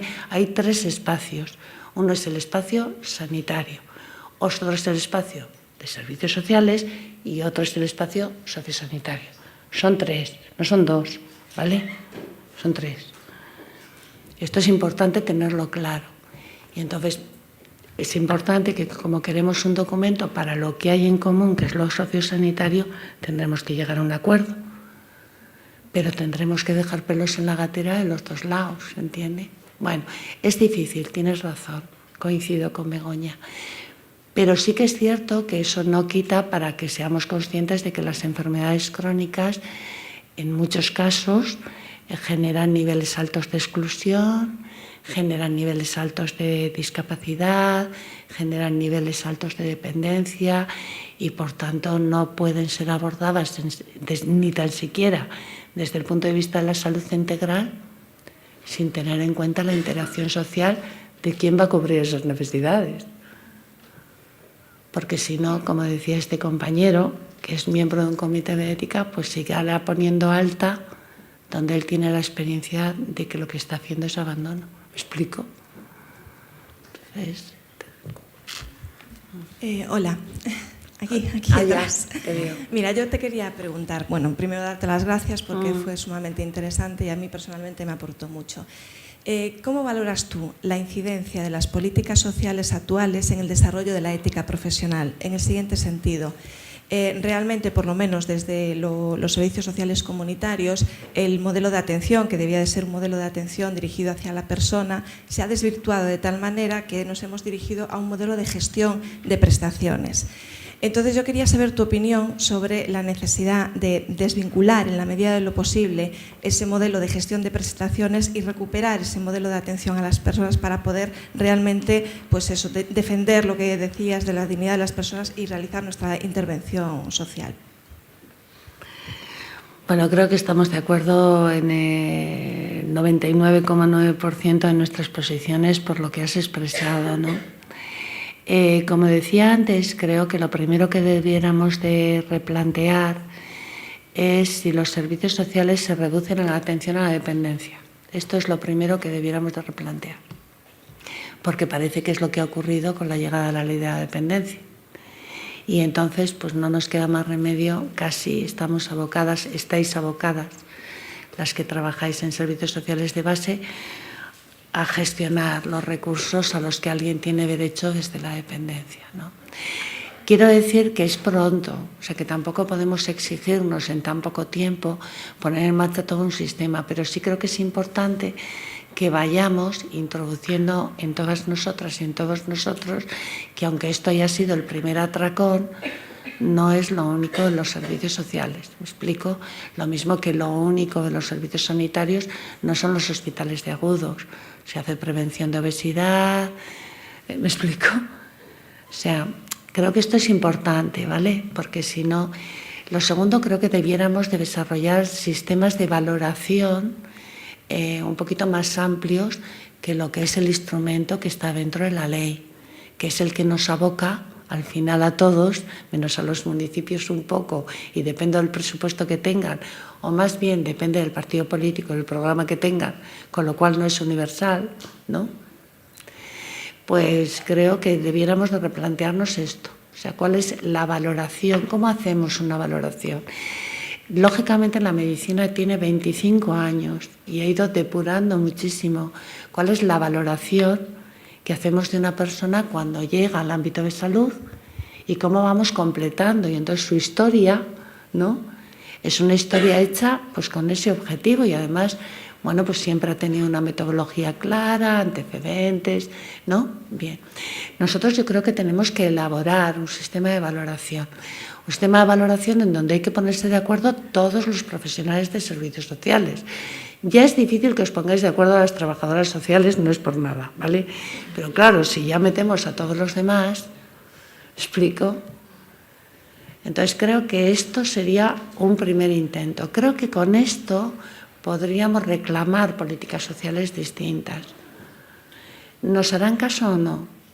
Pero creo que tendríamos un determinado nivel de argumentación serio como para poder decir, oiga, mire, realmente esta persona, hemos hecho esta valoración y nos parece que está en una situación que merece en justicia ser atendida por los servicios sociales.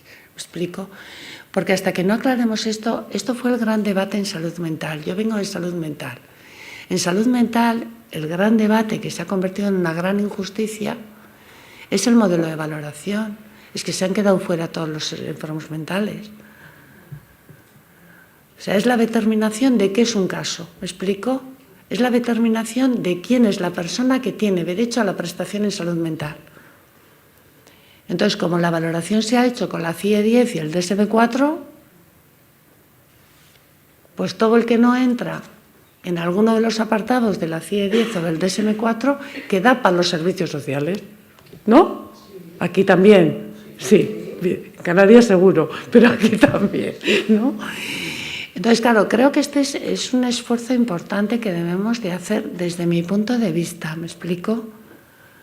No sé, animo a Paidella a hacer un encuentro, es que no se me ocurre otra cosa, ¿no? Sobre este tema. Es decir, cómo podemos ir desarrollando un modelo de valoración que sea el que fundamente la justicia en quién ese usuario tiene derecho. Luego ya veremos cuál, ¿se entiende? Porque si no estamos vendidos al instrumento de valoración de la dependencia de la ley. Es que estamos vendidos a eso, ¿me explico?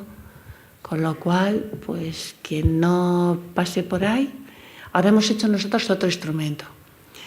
Bueno, voy a ponerlo bien porque conozco a las personas que lo han hecho y son excelentes. Hemos hecho un instrumento para la valoración de la exclusión. Si queréis os lo paso. ¿Lo conocéis? Entonces tenemos el mismo problema. El que no da en el instrumento que está en exclusión queda fuera. Entonces, se utilizan los instrumentos no como un criterio orientador de que esa es la necesidad fundamental a atender, sino se utiliza tanto el de la valoración de la dependencia como el de la valoración de la exclusión como el argumento para no atender. ¿Se entiende? Es como si nosotros utilizáramos el termómetro para decir, usted no tiene fiebre, entonces no es usuario de la sanidad pública. ¿Cómo? No tiene sentido. No sé si me explico, pero creo que eso es un trabajo importante pronto, antes de que nos pase lo de salud mental. Que alguien haga un catálogo, me da igual, CIE 10, DSM-4... Entonces, lo que no entra, y entonces, por ejemplo, los psicólogos estamos todo el día peleándonos porque entre en la CIE 10 el duelo. Porque si no entra en la CIE 10 el duelo patológico, da igual que alguien se suicide. Es que no tiene derecho a psicólogo, ¿me explico? Ni a psicólogo, ni a psiquiatra. Entonces, el sistema de clasificación que determina en justicia quién tiene derecho a la prestación, creo que es un tema importante para luego hacer políticas, ¿me explico? Bueno, me he enrollado, perdón. Aí poderían axudar... Non, esperad. Hai unha palabra pedida, pero digo que aí incluso podería axudar o dereito e a teoría das normas. En serio, non vou dicir como, pero aí o dereito é unha boa utilidade. Queda unha palabra, polo menos, aí pedida. Por favor, rápida. Hola, buenas tardes. Hola, buenas Gracias tardes. por la charla. Sí. Siguiendo un poco con la idea del modelo centrado en la persona y el modelo de gestión, llevo todo el rato haciéndome una reflexión, ¿no? Creo que los profesionales hemos ido poco a poco perdiendo una idea fundamental en servicios sociales, y es que el principal recurso somos nosotros. Nos hemos perdido como recurso. Por tanto, éticamente tenemos la obligación y el deber de tener una formación de altísima calidad, rozando la excelencia, y de calidez, sin olvidar la calidez.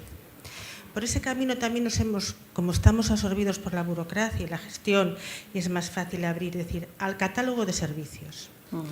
Hemos perdido el concepto de la defensa de lo público, sin menospreciar lo que es el valor del tercer sector, pero de lo público.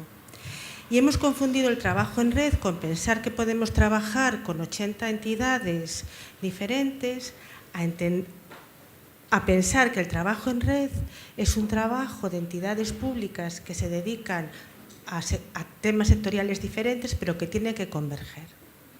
Yo, por ejemplo, ahora no estoy en dependencia, estoy en menores, y entonces tengo mucho este problema. Me encuentro con un caso trabajando pues con 3, 4 incluso servicios privados, por decirlo de alguna manera. Si nosotros somos el principal recurso y nos consideramos recurso, tenemos una puerta enorme abierta a tener otro concepto de la intervención y a volver a recuperar quizás el principio de todo. Era, yo soy lo que tengo que poner en marcha los mecanismos que van a ser factibles una intervención y una proyección de calidad. No sé si estáis de acuerdo. Muy bien, nada que añadir. Bueno, antes de acabar, dos cositas, antes de dar la palabra a José Antonio, ¿no? La primera, al hilo de esta intervención, pues algo que ya ha dicho José Antonio y que también antes lo hablábamos, ¿no? Bueno, la gran oportunidad y la idoneidad de cómo empieza este proyecto, ¿no? El poder vincular la universidad, la parte de investigación, ¿no? Con la administración. Creo que es importante por lo que acabas de decir, ¿no? También lo hablábamos antes, y con el apoyo de Paideia, ¿no?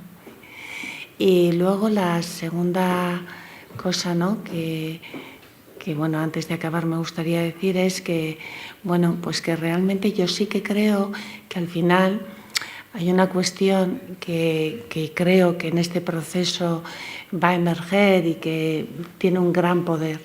O sea, la ética tiene un gran poder, ¿no? O sea, cuando tú consigues que las personas se acostumbren a hacerse la pregunta de ¿por qué hago esto? ¿Puedo responder de lo que hago? ¿Puedo responder delante de alguien de que esto está bien? Cuando nos acostumbramos en el día a día a hacernos esa pregunta, ¿me explico? En el día a día, ¿no? De decir, a ver, ¿esto que he hecho? ¿Puedo responder de ello? ¿No? Bueno, pues eso tiene un gran poder transformador. La ética tiene un gran poder transformador, ¿no? Y yo creo que en ese sentido muchas de las cosas que habéis dicho, creo que a través del proyecto pues va a ser un medio, ¿no? Así que, gracias. Só unha cousa para pechar. Bueno, moitísimas gracias, creo que podo falar no nome de todos, a Marije, non só polo relatorio, senón pola xenerosidade para atender as consultas, para matizar e para enriquecer case cunha segunda intervención o seu relatorio inicial. E grazas tamén ao todo o auditorio, porque deu lugar a un diálogo tan vivo que só por ese diálogo pagaba a pena asistir hoxe aquí. Non esquezades que o ciclo continúa o 23 de novembro, sí, de 2017, e logo 24 de maio de 2018, un pouco longo, pero bueno. No, pero hai que mantelo e prepararse para a seguinte sesión. E nada, aquí agardamos de novo na Fundación Paideia Galiza. Moitas grazas a todos.